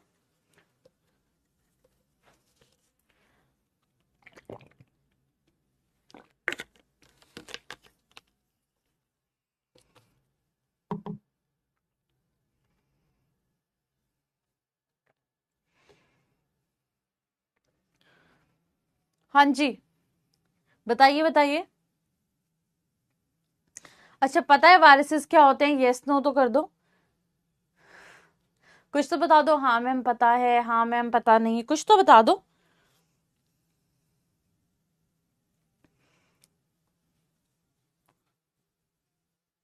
ठीक है, गुंजन ने बोल दिया कल वाला फैक्ट कि मैम या तो डीएनए या तो आरएनए। गुड। प्रोटीन कोट और जेनेटिक मटेरियल होता है, त्याग ने बोला सही है बिल्कुल बेटा। अच्छा रोशनी सिंह भी बोल रहे हैं कि मैम हाँ जी मुझे भी पता है। ओके अगला तो बताओ, ये भी बताओ ना क्या पता है। चलो ठीक है। तो सबसे पहली बात, जैसा कि आपने बोला कि पहले तो अच्छा हम बिल्कुल ना जीरो से क्या बिल्कुल बेसिक से शुरू करते हैं। हाँ, किरण ने बोला सिर्फ होस्ट सेल के अंदर एप्लीकेशन करते हैं, ये भी सही है। ओके, सो वायरसेस क्या हैं? सबसे बेसिक चीज की क्या बोलते हैं हम बेटा, ये क्या है? Nucleoprotein particle. जैसा कि गुंजन ने बोला, ये जो न्यूक्लियोप्रोटीन पार्टिकल्स हैं, यानी कि इनमें क्या है? न्यूक्लिक एसिड है और साथ में क्या है? प्रोटीन कोट है। ठीक है, न्यूक्लिक एसिड है एंड प्रोटीन कोट है। अब किसी और ने भी बोला था, एक बच्चे ने, कि मैम प्रोटीन कोट और जेनेटिक मटेरियल है। तो यहाँ पे जब हम न्यूक्लिक एसिड की बात करते हैं, न्यूक्लिक एसिड में या तो डीएनए होता है या फिर आरएनए होता है। प्रोटीन कोट की बात करें, प्रोटीन प्रेजेंट है। वायरसेस को हम बोल देते हैं बेटा मेसोबायोटिक एजेंट्स, यानी कि जब लिविंग होस्ट के अंदर होगा तो ये लिविंग एक्ट करता है, बाहर होगा तो नॉन लिविंग रहेगा। वायरसेस की अगर हम बात करें तो इसके पास में अपनी प्रोटीन सिंथेसिस की मशीनरी नहीं है। राइट? तो वायरसेस में जो प्रोटीन सिंथेसिस है उसकी मशीनरी नहीं है। नाउ इसको होस्ट की जरूरत होती है रेप्लिकेशन करने के लिए, अपनी चीजों को करने के लिए। अब जब हम होस्ट की बात कर रहे हैं, जो इसका स्ट्रक्चर है protein coat and genetic material, ये जो प्रोटीन कोट है, ये जो बाहर होता है, इसको बोला जाता है कैप्सिड। जैसे कि एक बच्चे ने अभी लिखा है, किसने लिखा है? खुशबू ने, कि कैप्सिड बोला जाता है। सही है, प्रोटीन कोट को कैप्सिड बोला जाता है। जो जेनेटिक मटेरियल है, न्यूक्लिक एसिड, जैसे कि आरएनए है, डीएनए है, ये इन्फेक्टिव होता है। ये क्या करता है? इन्फेक्शन कॉज करता है, ये इन्फेक्टिव होता है। और ये जो प्रोटीन कोट है, ये क्या करता है? प्रोटेक्टिव होता है, यानी कि ये क्या करता है? प्रोटेक्शन प्रोवाइड करता है। जबकि जो जेनेटिक मटेरियल है, ये क्या करता है? इन्फेक्शन कॉज करता है। अब जब आरएनए या डीएनए की बात करते हैं, ये जो डीएनए और आरएनए है, या तो ये सिंगल स्ट्रैंडेड होगा, डबल स्ट्रैंडेड होगा। आरएनए भी या तो सिंगल स्ट्रैंडेड होगा या तो डबल स्ट्रैंडेड होगा। वायरस में या तो आरएनए होगा या तो डीएनए होगा। क्लियर है यहां तक? अब स्ट्रक्चरल कंपोनेंट की बात करें, कितना परसेंट प्रोटीन है, कितना परसेंट न्यूक्लिक एसिड है? तो न्यूक्लिक एसिड की बात करें तो 5 से 40%, 5 to 40% न्यूक्लिक एसिड है, और 60 से 95%, 60 to 95% क्या है? प्रोटीन कोट है। यहां तक क्लियर है सबको? नाउ अब अगर बात करते हैं एग्जाम पॉइंट ऑफ व्यू से, जो क्वेश्चंस आपके पूछे जा चुके हैं या पूछे जाते हैं, सिंगल स्ट्रैंडेड आरएनए का एग्जाम्पल, सिंगल स्ट्रैंडेड आरएनए, देखना पहले मैंने डीएनए लिखा है फिर आरएनए लिखा है। तो सिंगल स्ट्रैंडेड आरएनए का एग्जाम्पल है tobacco mosaic virus, TMV, tobacco mosaic virus. और दूसरा पूछा जाता है डबल स्ट्रैंडेड डीएनए, जो है कॉलीफ्लावर मोज़ेक वायरस। तो सिंगल स्ट्रैंडेड आरएनए वायरस का एग्जाम्पल है tobacco mosaic virus, double stranded DNA का एग्जाम्पल है कॉलीफ्लावर मोज़ेक वायरस। अब मुझे आप बताएंगे एक बात कि वायरसेस कैसे एक जगह से दूसरी जगह जाते हैं, कौन वायरसेस को ट्रांसमिट करता है, ये बताएंगे। चलिए अब ये बताएंगे वायरसेस को कौन ट्रांसमिट करता है, वायरसेस कैसे एक जगह से दूसरी जगह तक जाते हैं।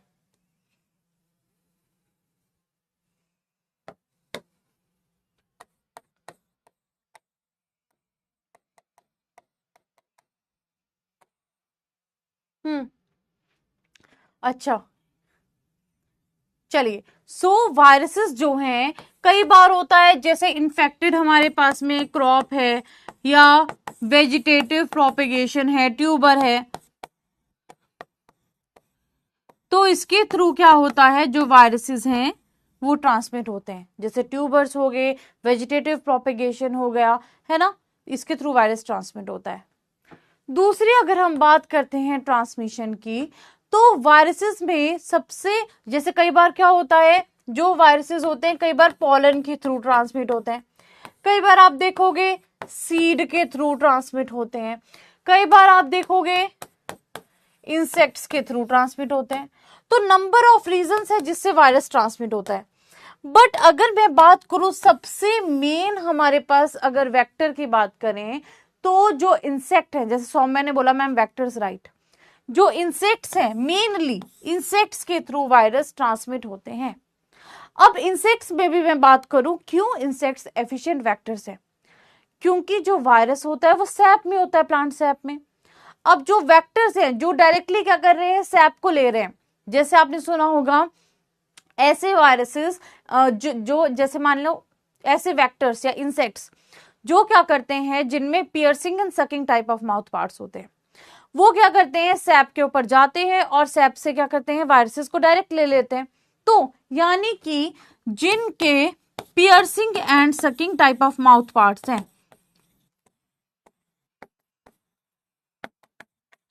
Piercing and sucking type of mouth parts हैं, जिन भी वेक्टर्स में, वो एफिशिएंट वेक्टर्स होते हैं, बहुत अच्छे होते हैं, as compare to biting and chewing. जैसे कि कुछ ऐसे होते हैं जो बाइट करेंगे फिर च्यू करेंगे, तो वो भी वेक्टर हैं, जैसे बीटल्स हैं। लेकिन अगर मैं बोलूं कि एफिड्स हैं और बीटल्स हैं, उनमें से अच्छे वेक्टर कौन है, तो आप बोलोगे कि यहाँ पे अच्छे वेक्टर कौन से हैं हमारे पियर्सिंग एंड सकिंग में, एफिड्स। तो वेक्टर्स में भी अगर मैं बात करूं, तो जो हेमिप्टेरा है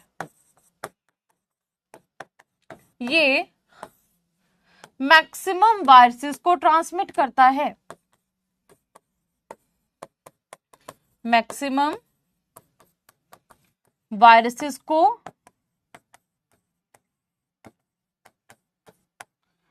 ट्रांसमिट करता है। और अगर मैं हेमिप्टेरा में भी बोलूं, तो जो एफिड्स हैं, एफिड्स मैक्सिमम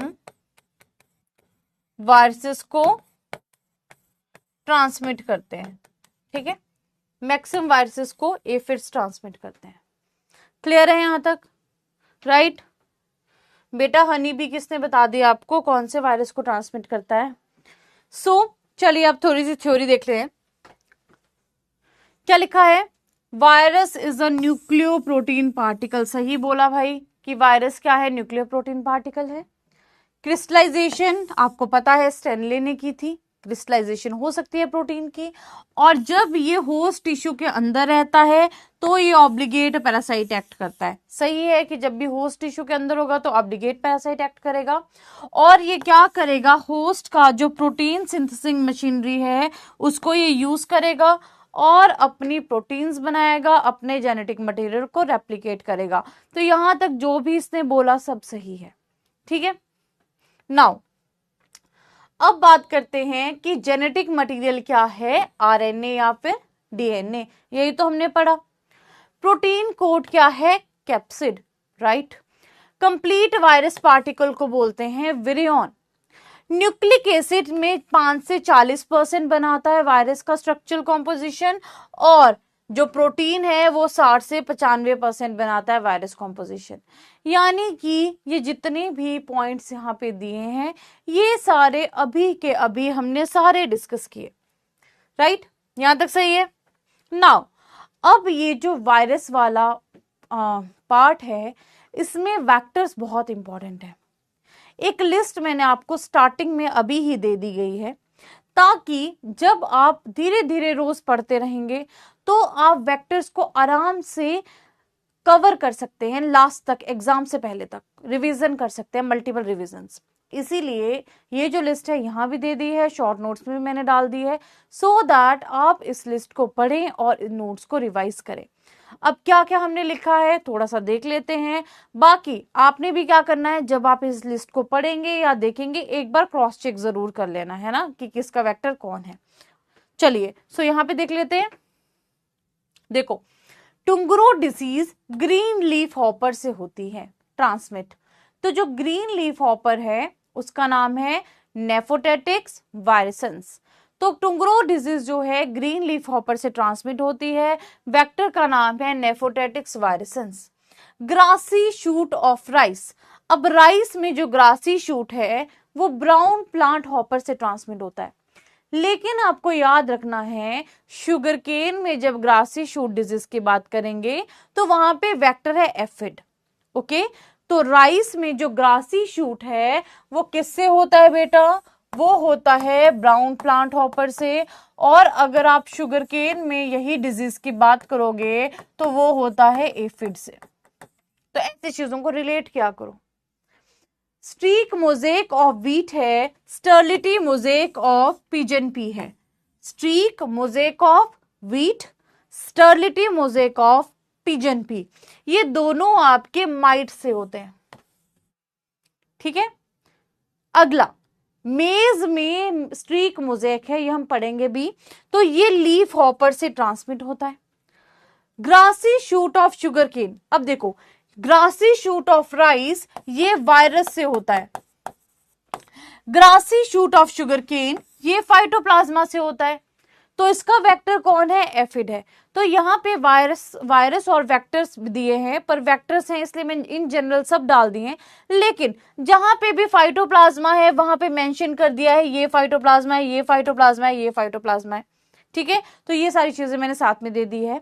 तो यहाँ पे ये ओवरऑल जो लिस्ट दी गई है सब डिजीजेस और सब वेक्टर्स की दी गई है, राइट। तो यहाँ पे आप देख सकते हैं little leaf of brinjal leaf hopper, phyllody of sesame leaf hopper, purple top roll of sandal leaf hopper, potato leaf roll या पोटैटो वायरस वाई एफिड से ट्रांसमिट होता है, ग्राउंडनट बर्ड नेक्रोसिस थ्रिप से ट्रांसमिट होता है। तो यहाँ पे आपको इजी फॉर्म में सब डिजीजेस और वेक्टर्स दे दिए गए हैं। रोजेट डिजीज ग्राउंडनट में एफिड से, बंची टॉप ऑफ बनाना ये नाम पूछा भी जाता है, एफिड से पेंटेलोनिया निग्रोनर्वोसा। बनाना ब्रेक्ट मोजेक वायरस ये एफिड से ट्रांसमिट होता है। बनाना स्ट्रीक मोजेक मिलीबग से, swollen shoot of cocoa mealybug से, सिट्रस ट्रिस्टेजा एफिड से ट्रांसमिट होता है। लीफ कर्ल व्हाइट फ्लाई से होता है। पपाया मोजेक एफिड से होता है। अब अगर मैंगो माल फॉर्मेशन की बात करें और सिट्रस कैंकर की बात करें, जब हम पढ़ेंगे भी वहां पे लिखा हुआ होगा कि जो मैंगो माल फॉर्मेशन है उसमें एक माइट है एक्वेरिया मैंजिफेरे, उसका रोल रहता है, और जो सिट्रस कैंकर है जो बैक्टीरियल डिजीज है उसमें लीफ माइनर का रोल रहता है। तो यहाँ पे जो आपको डिजीजेस दी गई हैं यहाँ पे मैं लिख भी लेती हूं, other diseases and vectors also. ठीक है, कि इसमें हमें सिर्फ वायरल डिजीजेस नहीं दी हैं, जितनी भी आपकी डिजीजेस हैं, जो भी इन्वॉल्वमेंट है, जो भी आपके वेक्टर्स हैं, ये सारी डिजीजेस आपको इन 2 स्लाइड्स में हमने दे दी हैं, ताकि आप आराम से जाके इन 2 चीजों को बहुत आराम से कवर कर लो। ठीक है बेटा, यहाँ पे अदरवाइज क्या होता है, मैं most of the time students को ये असाइनमेंट खुद देती हूँ कि डिसीजेस जो ट्रांसमिट होती हैं एफिड से बताओ, डिसीजेस जो ट्रांसमिट होते हैं निमेटोड से बताओ, डिसीजेस जो ट्रांसमिट होते हैं व्हाइट फ्लाई से बताओ। तो ये वाले असाइनमेंट्स मैं आपको दूंगी धीरे धीरे, और अभी दे देती हूँ खैर कि जो भी यहाँ पे डिसीजेस हैं, जितनी भी आप वायरल डिजीजेस आगे पढ़ते जाएंगे, जितनों के भी वेक्टर्स पढ़ते जाएंगे, वो सब आपने इस टेबल में बेटा ऐड करते रहना है। यहां तक क्लियर है सबको? तो बता दो कि हाँ मैम समझ आ गया। क्लियर है यहाँ पे? डन, आगे बढ़े। अब नेक्स्ट हमारे पास में है कि वायरोइड्स क्या होते हैं। तो जब हम वायरोइड्स की बात करते हैं तो वायरोइड्स क्या हैं? Small low molecular weight ribonucleic acids, यानी कि ये हैं RNA that infect the plant, can replicate themselves and cause disease. तो अब बेटा वायरस एंड वायरोइड में क्या डिफरेंस है? चलो आप बताना शुरू करो, मैंने आपको बताया पहले क्या। अब बताओ कि वायरस और वायरोइड में क्या डिफरेंस है। चलिए बताएंगे फटाफट से, क्या लगता है क्या डिफरेंस होगा? वायरस क्या होते हैं, वायरोइड क्या होते हैं, क्या लगता है क्या होगा?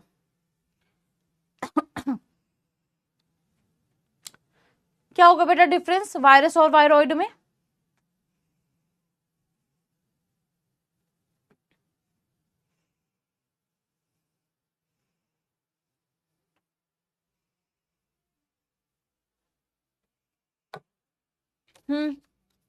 लग रहा है कुछ कि कोई डिफरेंस होगा तो बताओ।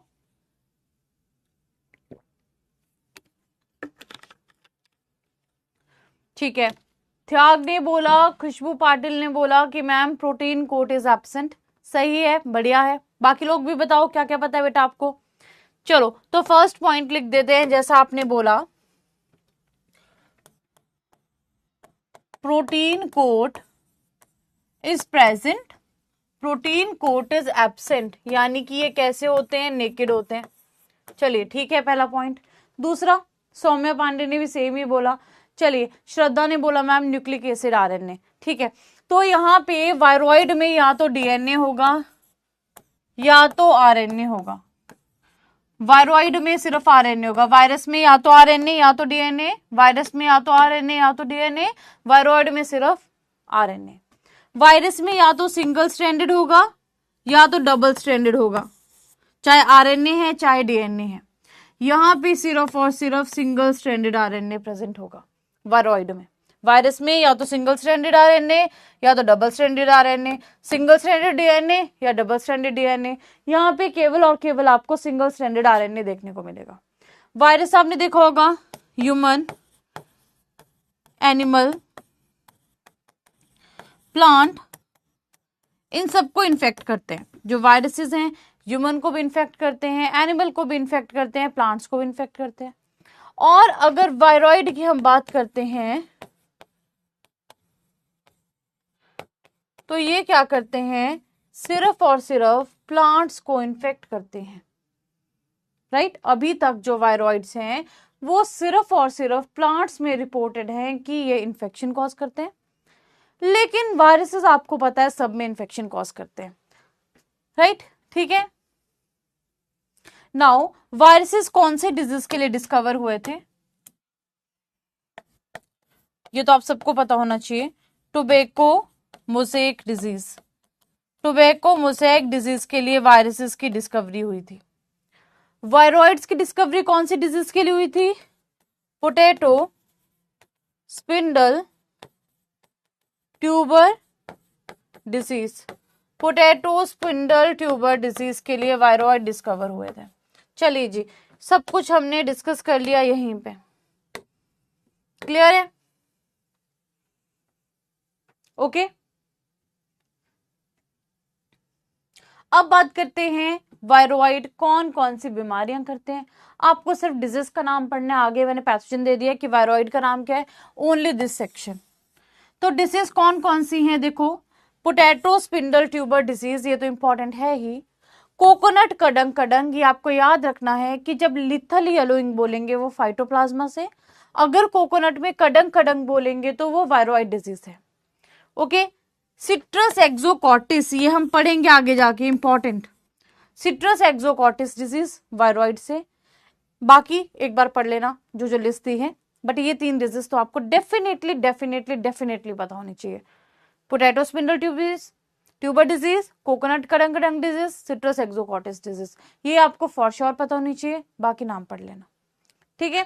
क्लियर है यहाँ तक? डिजीजेस के नाम इंपॉर्टेंट है, ऐसे पूरा वायरॉइड का नाम नहीं पूछा जाता, सिर्फ ये पूछा जाता है कि ये डिजीज किससे हो रही है या वायरॉइड से होने वाली डिजीज इनमें से कौन सी है। क्लियर है यहाँ तक बेटा? फटाफट से बोल दो हाँ मैम अगर पता चल गया तो, फिर आगे डिस्कस करते हैं। डन, यहां तक पता चल गया? Now okay, next is parasitic algae.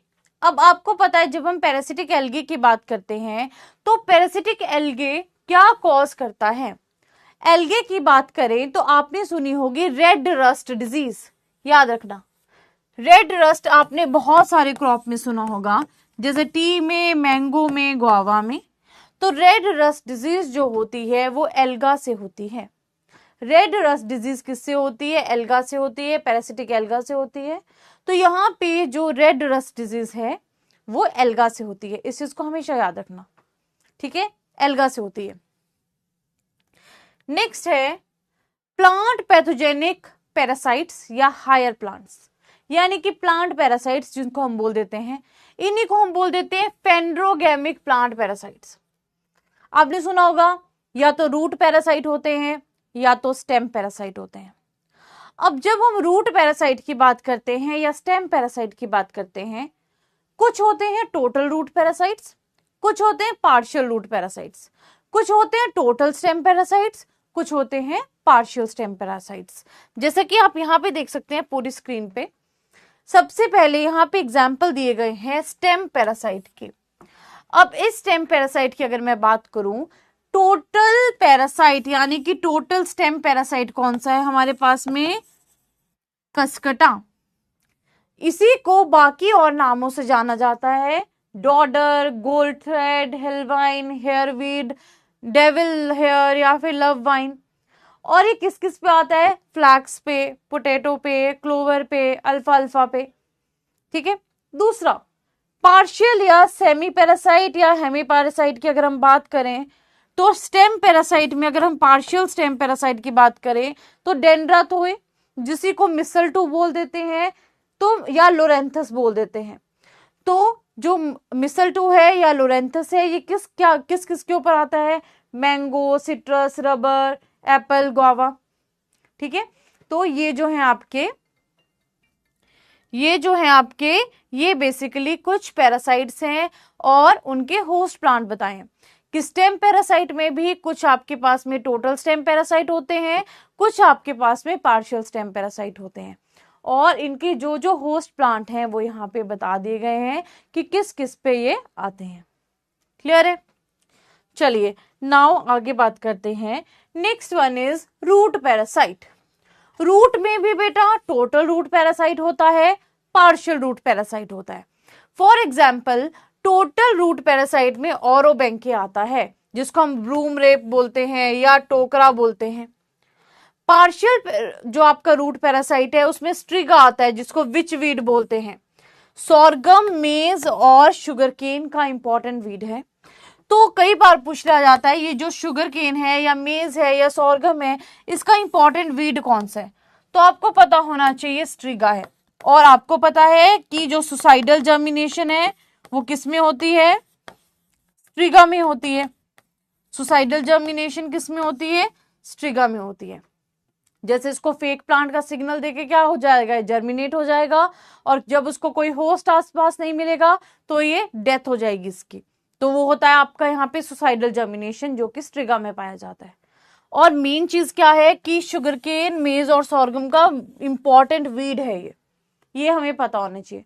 तो हमने यहाँ पे जो भी प्लांट पैरासाइट्स हैं, कौन सी क्रॉप में आते हैं, क्या क्या बाकी के नाम हैं, ये सारे डिस्कस कर लिए। ये क्लियर है यहाँ तक सबको? फटाफट से बता दीजिए, यहां तक समझ में आया बेटा? फटाफट से बोल दो कि हाँ हो गया।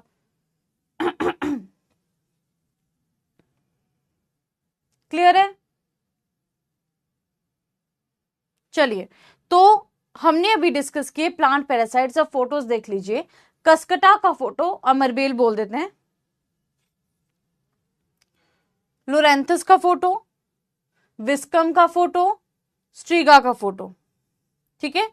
सो कसकटा, लोरेंथस, विस्कम एंड स्ट्रिगा, ठीक है। अब बात करते हैं प्रोटोजोआ के बारे में कि प्रोटोजोआ कौन कौन सी डिजीज कॉज करते हैं, ये हमें नाम पता होने चाहिए। तो प्रोटोजोआ की बात करें तो प्रोटोजोआ क्या है, माइक्रोस्कोपिक ऑर्गेनिजम्स है। और प्रोटोजोआ में सिर्फ और सिर्फ जो फ्लैजिलेट प्रोटोजोन्स हैं वो रिपोर्टेड है प्लांट में डिजीज कॉज करने के लिए। प्रोटोजोआ में जो आपके फ्लैजिला वाले प्रोटोजोआ हैं वो डिजीज कॉज करते हैं। आपको सिर्फ पता होना चाहिए कि कौन कौन सी डिजीज प्रोटोजोआ कॉज करता है। पहला, जैसे कि फाइटोमोनास की हम बात करें, मेन है phloem necrosis of coffee, heart rot of coconut palm, sudden wilt of oil palm, empty rot of cassava, इतना कर पढ़ लेना, ठीक है। मेन पढ़ लेना, जैसे कि फ्लोएम नेक्रोसिस ऑफ कॉफी है, heart rot of coconut palm है, sudden wilt of oil palm है, एम्प्टी रॉट ऑफ कसावा है। ये थोड़े से 2-4 नाम है जो आपको पता होना चाहिए कि प्रोटोजोआ कौन कौन से डिजीज कॉज करता है। तो यहाँ पे हमने सेग्रीगेशन कर दिया है हर एक का कि कौन सा पैथोजन कौन कौन से डिजीज कॉज करता है, ताकि एक लिस्ट में आपको पूरी प्रॉपर चीजें मिल जाएं कि कहाँ पे क्या पढ़ना है, क्या याद रखना है, ताकि ये चीजें आपको आगे भी काम आए और आप कंफ्यूज ना हो। ठीक है, यहां तक क्लियर है? यहां तक समझ आया सबको? Next is epidemiology. तो एपिडेमियोलॉजी हम स्टार्ट करेंगे, पहले कुछ क्वेश्चंस को सॉल्व कर लेते हैं, उसके बाद स्टार्ट करते हैं एपिडेमियोलॉजी। चलिए, सो पहला क्वेश्चन है आपके लिए स्क्रीन पे,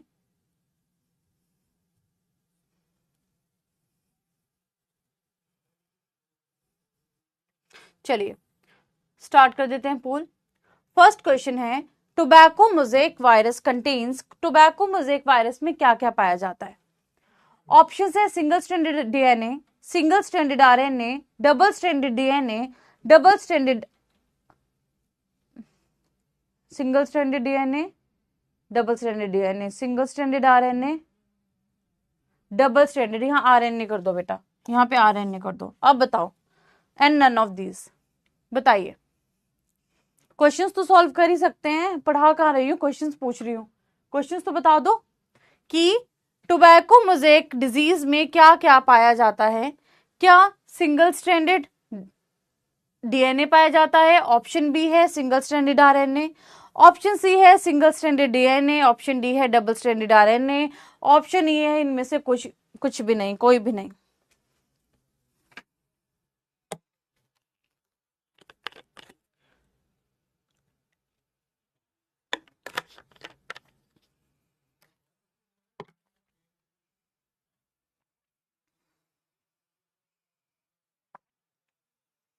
कर दिया आंसर आप लोगों ने? चलिए, सो करेक्ट आंसर क्या है हमारा यहाँ पे? Option B, single stranded RNA. सबसे सिंपल बताया था ना, गलत क्यों करो बेटा?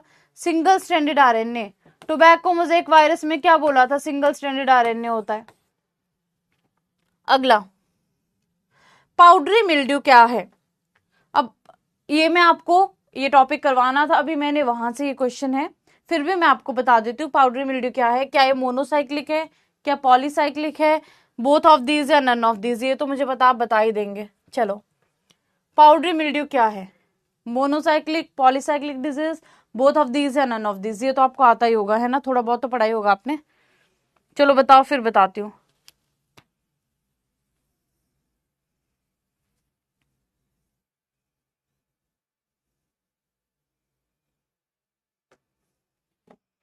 चलिए बताइए क्या है?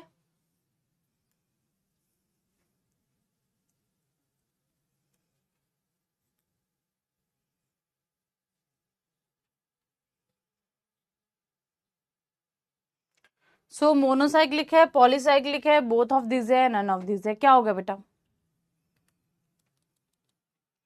Okay then, so correct answer हमारा क्या है? आपको पता है पाउडरी मिल्ड्यू मोनोसाइक्लिक होता है ना, जो एक सीजन में एक बार इन्फेक्शन कॉज करता है। पॉलीसाइक्लिक होता है जिसमें एक सीजन में बार बार इन्फेक्शन होता है। तो यहाँ पे अगर हम बात करते हैं पाउडरी मिल्ड्यू की, तो पाउडरी मिल्ड्यू हमारे पास क्या है? बेसिकली पॉलीसाइक्लिक है।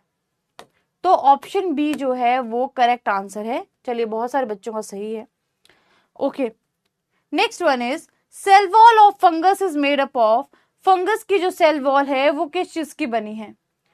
ऑप्शंस आपके पास में है, 4 ऑप्शंस लेना, काइटिन, सेलुलोज, ग्लूकन्स या फिर म्यूरिन। अच्छा, यहाँ पे ना ये लिख दो, पेप्टिडोग्लाइकन कर दो, यहाँ पे पेप्टिडोग्लाइकन है ये, पेप्टिडोग्लाइकन। ठीक है, अब बताओ जो फंगस की सेल वॉल है वो किस चीज की बनी है? ऑप्शंस है काइटिन, सेलुलोज, पेप्टिडोग्लाइकन या म्यूरिन, और 4 ऑप्शंस में से एक ऑप्शन चूज करना है। काइटिन, सेलुलोज, पेप्टिडोग्लाइकन या म्यूरिन, फटाफट से बताएंगे कि फंगस का जो सेल वॉल है वो किस चीज का बना है, जल्दी से। ये कल मैंने पढ़ाया भी था और ये किसी का गलत नहीं होना चाहिए।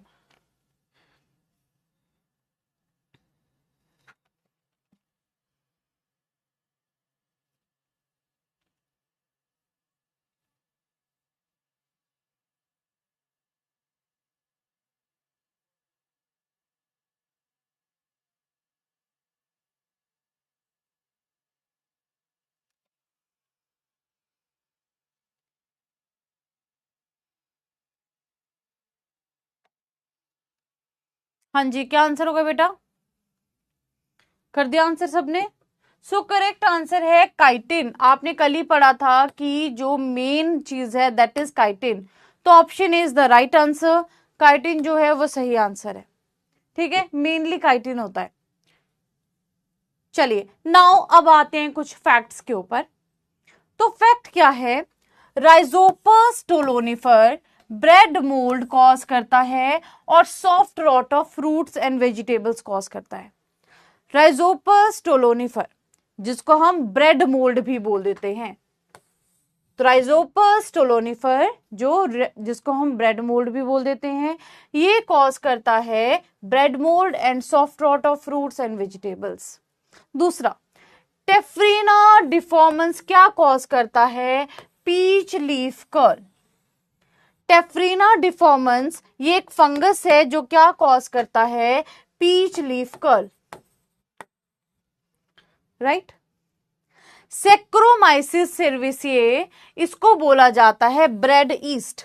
तो ब्रेड मोल्ड कौन सा है, राइजोपस स्टोलोनिफर। ईस्ट की बात करेंगे तो सेकेरोमाइसिस सर्विसिए, ये क्या है, ब्रेड ईस्ट है। यहां तक पता चल गया, तीन चीजें हमने पढ़ ली, तीन चीजें क्लियर है। अगला, मोनीलिनिया फ्रक्टिकोला, ये कॉज करता है brown rot of stone fruits. Monilinia fructicola ये कॉज करता है brown rot of stone fruits.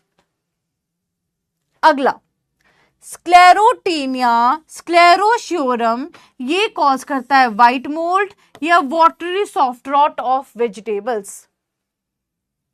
स्क्लेरोटीनिया sclerotiorum ये कॉज करता है व्हाइट मोल्ड या watery soft rot of vegetables. अगला, डिप्लोकार्पन रोजे, रोज में एक डिजीज आती है ब्लैक स्पॉट, काले रंग के धब्बे देखे हैं रोज में पड़े हुए, उस बीमारी को बोलते हैं ब्लैक स्पॉट ऑफ रोज, पत्तों पे देखे होंगे। तो उसको कौन कॉज करता है, फंगस है डिप्लोकार्पन रोजे। अगला, यूरोमाइसिस अपेंडिकुलेटस, बीन्स में जो रस्ट होता है वो किससे होता है, यूरोमाइसिस अपेंडिकुलेटस। अगला, फ्लैक्स रस्ट की बात करें या लिंसिड रस्ट की बात करें, किससे होता है, मेलेम्पसोरा लिनई। तो यहां पे हमने कुछ पैथोजेंस, उनसे होने वाली डिजीज के बारे में जाना, जैसे कि राइजोपस स्टोलोनिफर को हम ब्रेड मोल्ड बोलते हैं, सेक्रोमाइसिस सर्विसिए को हम ब्रेड ईस्ट बोलते हैं, टेफ्रीना डिफॉर्मेंस पीच में लीफ कर्ल कॉज करता है, और ब्राउन रॉट जो स्टोन फ्रूट्स में होता है वो मोनीलिनिया के कारण होता है। वाटरी रॉट की बात करें तो स्क्लेरोटीनिया स्क्लेरोशियोरम क्या करता है, वेजिटेबल्स में वाटरी रॉट भी कॉज करता है। रोज में ब्लैक स्पॉट की बात करें तो डिप्लोकार्पन रोज में ब्लैक स्पॉट रोज करता है। अगर बीन रस्ट की बात करें तो यूरोमाइसिस अपेंडिकुलेटस क्या करता है, बीन्स में रस्ट कॉज करता है। और अगर अलसी के रस्ट की बात करें, फ्लैक्स रस्ट की बात करें तो मेलेम्पसोरा लिनाई क्या करता है, फ्लैक्स रस्ट कॉज करता है। यहां तक क्लियर?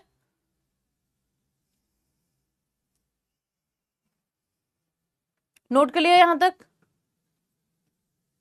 नाउ अब आपने क्या सोचना है, क्योंकि हमारा अगला जो टॉपिक आने वाला है वो टॉपिक, हाँ कंक्लूड तो करने दो।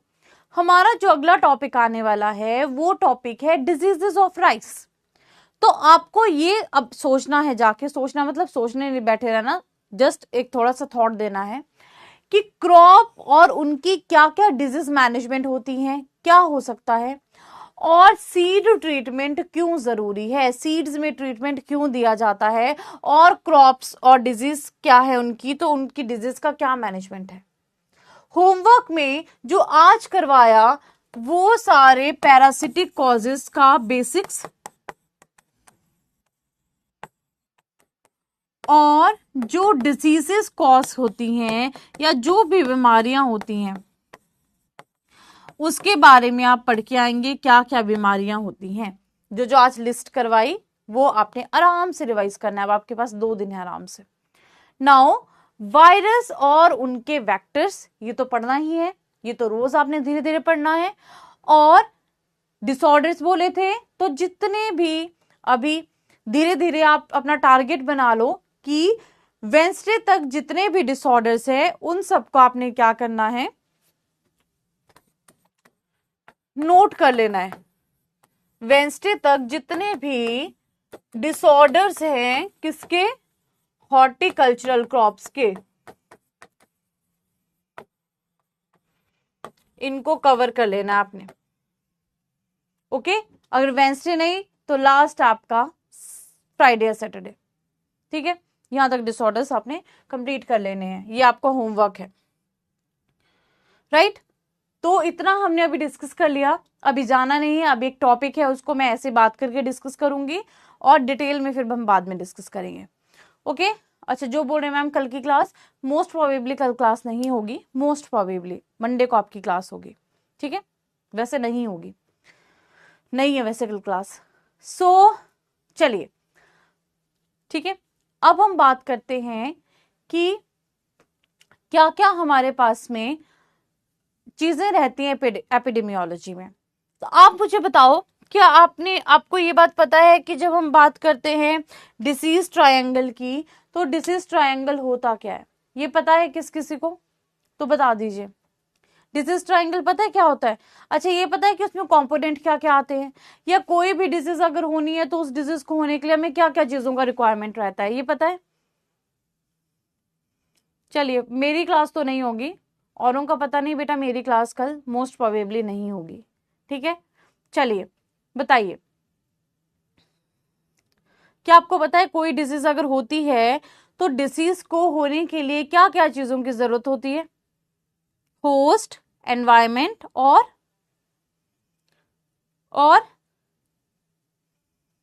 पैथोजन। पैथोजन के बिना बीमारी कैसे होगी, होस्ट तो चाहिए जिसमें बीमारी होनी है, एनवायरमेंटल कंडीशन भी अच्छी चाहिए जो उसके पैथोजन के लिए फेवरेबल हो, लेकिन पैथोजन भी तो चाहिए ना जो डिजीज को कॉज करे। हाँ, तो कोई भी डिजीज अगर होनी है तो हमें क्या क्या चाहिए होता है, होस्ट, पैथोजन और फेवरेबल एनवायरमेंट। अब ये जो 3 फैक्टर्स हैं, इन 3 फैक्टर्स का जो इंटरेक्शन होता है इसको क्या बोल देते हैं, डिसीज ट्रायंगल। तो डिसीज ट्रायंगल में 3 ही चीजें आती हैं, होस्ट, पैथोजन और एनवायरमेंट। अब त्याग बोल रहे हैं कि मैम ह्यूमन भी है, तो ह्यूमन को हम कंसीडर करते हैं डिसीज टेट्राहिड्रॉन में। क्यों, क्योंकि जैसे हम देखो कुछ टाइम की बात करते हैं कि कई डिजीज कौन से टाइम पे आ रही हैं, कितने टाइम तक एनवायरमेंटल कंडीशंस कैसी रह रही हैं, तो टाइम का भी रोल है और ह्यूमन का तो सबसे ज्यादा इंपॉर्टेंट रोल है।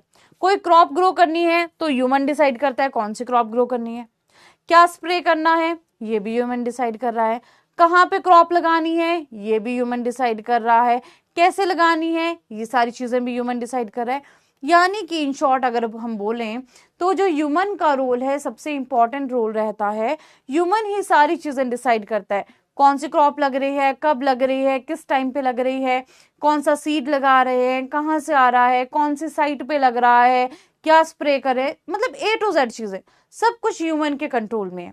इसीलिए जो ह्यूमन है यहाँ पे एक इंपॉर्टेंट फैक्टर है।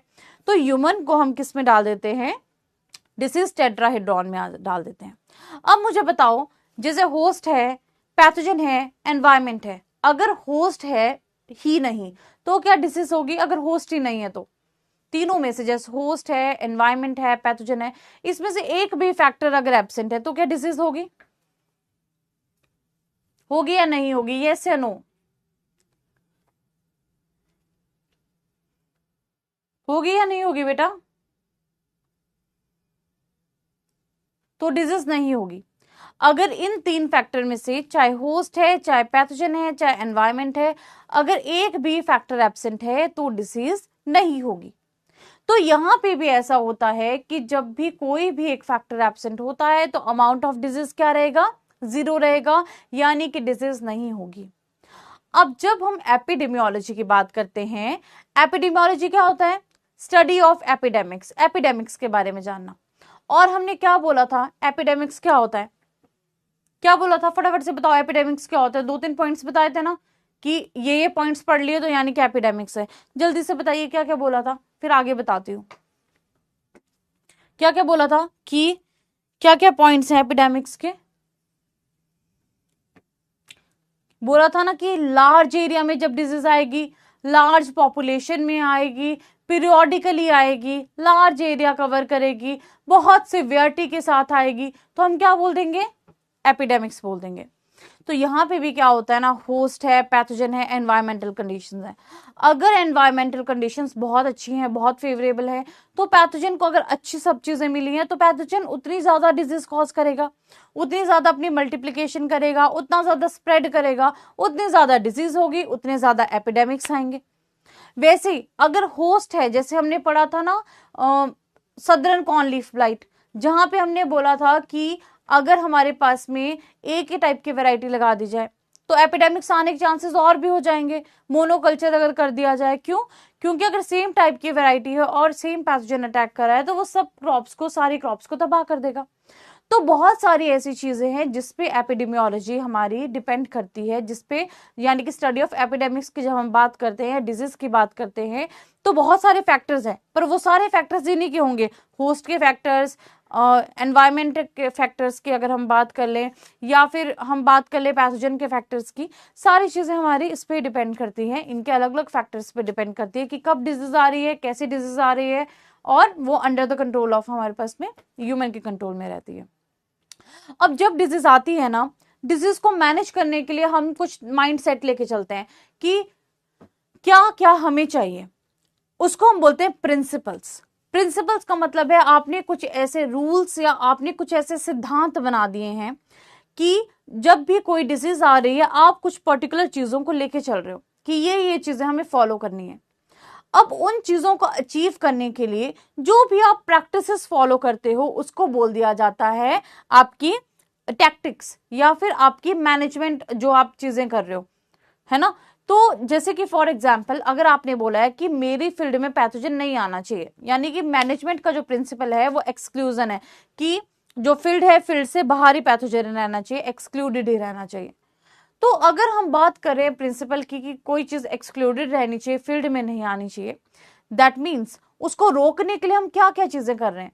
एक तो हम हेल्दी सीड का यूज कर रहे हैं, या क्वारंटीन मेथड्स यूज कर रहे हैं, या सर्टिफाइड सीड लेके आ रहे हैं, या तो फिर हम कुछ ना कुछ और प्रैक्टिसेस को फॉलो कर रहे हैं। तो जितनी भी हम मैनेजमेंट प्रैक्टिसेस फॉलो करते हैं वो हम सारी चीजें इसीलिए कर रहे हैं सो दैट हम उन प्रिंसिपल्स को, उन चीजों को अचीव कर सके। वैसे ही कई बार हम बोलते हैं कि जो पैथोजन है वो हमारी फील्ड में अगर आ भी गया तो वो हमारे क्रॉप के तक ना पहुंच पाए। तो क्रॉप तक ना पहुंचने के लिए हम बहुत सारी चीजें करते हैं, जैसे कि हम बीच में कोई और क्रॉप लगा देंगे, या कुछ टॉल क्रॉप्स या बैरियर क्रॉप्स हम वहां पे लगा देंगे, तो उसको हम बोल देते हैं अवॉइडेंस। अवॉइडेंस का मतलब होता है कि जो पैथोजन है और जो होस्ट है उसके बीच में हमने कॉन्टेक्ट नहीं होने देना है। तो ऐसे ही जो ये वाला लेक्चर है इसको हम कंटिन्यू करेंगे, जहां पे हम जानेंगे एपिडेमियोलॉजी क्या होता है, डिसीज ट्रायंगल क्या होता है, टेट्राहेड्रॉन क्या होता है, प्रिंसिपल्स ऑफ मैनेजमेंट की क्या है, कौन कौन सी प्रैक्टिसेस को फॉलो किया जाता है। और उसके बाद में आपका जो रियल टॉपिक है, रियल मतलब कि अप्लाइड पार्ट का टॉपिक है, डिसीजेस ऑफ राइस, उसको हम कवर करेंगे। डिसीजेस ऑफ राइस में भी हम जानेंगे कि कौन कौन सी बीमारियां राइस में आती हैं, कौन कौन से पैथोजेंस हैं, क्या क्या सिम्टम्स हैं, कैसे नोट्स बनाने हैं, कैसे चीजों को याद रखना है, कौन कौन सी चीजें इंपॉर्टेंट हैं, ये सारी चीजें अब हम कवर करने वाले हैं। तो अभी 2 दिन लो, सारे के सारे बेसिक्स को खत्म करो, क्लियर करो, अच्छे से पढ़ो। इसके बाद में सारी चीजें लर्न करने वाली और समझने वाली होंगी, और वहां पे आपको रियलाइज होगा कि बेसिक्स क्लियर हैं तो कितना मजा आ रहा है पढ़ने में। ओके तो अब आने वाले जो क्लासेस हैं मंडे ऑनवर्ड्स, वो सारी आपके डिसीज बेस्ड क्लासेस हैं, इंपॉर्टेंट चीजों की डिस्कशन करेंगे। एक बार जब हमारी सारी क्रॉप्स की डिजीज खत्म हो जाएंगी, उसके बाद में हम कुछ एडिशनल एक लेक्चर लेंगे, एडिशनल के नाम से एक लेक्चर लेंगे, और उस लेक्चर में जितने भी आई थिंक एक क्लास में वो कवर हो जाएगा, जो भी इंपॉर्टेंट फैक्ट्स हैं वो सारे कवर हो जाएंगे उस क्लास में। ओके सो इस तरह से अब हम सिलेबस की तरफ को आगे बढ़ रहे हैं। बेसिक वाला पोर्शन हमने पूरा खत्म कर दिया है, खत्म हो जाएगा मंडे को जो थोड़ा सा बचा है, और अब हम अप्लाइड पार्ट शुरू करेंगे मंडे से, तो उसके लिए बिल्कुल तैयार हो जाओ। उस दिन मैं कोई एक्सक्यूज नहीं सुनूंगी कि मैम बस अब इतना ही पढ़ेंगे या अब छोड़ दो, अब से वैसा नहीं होगा, ठीक है।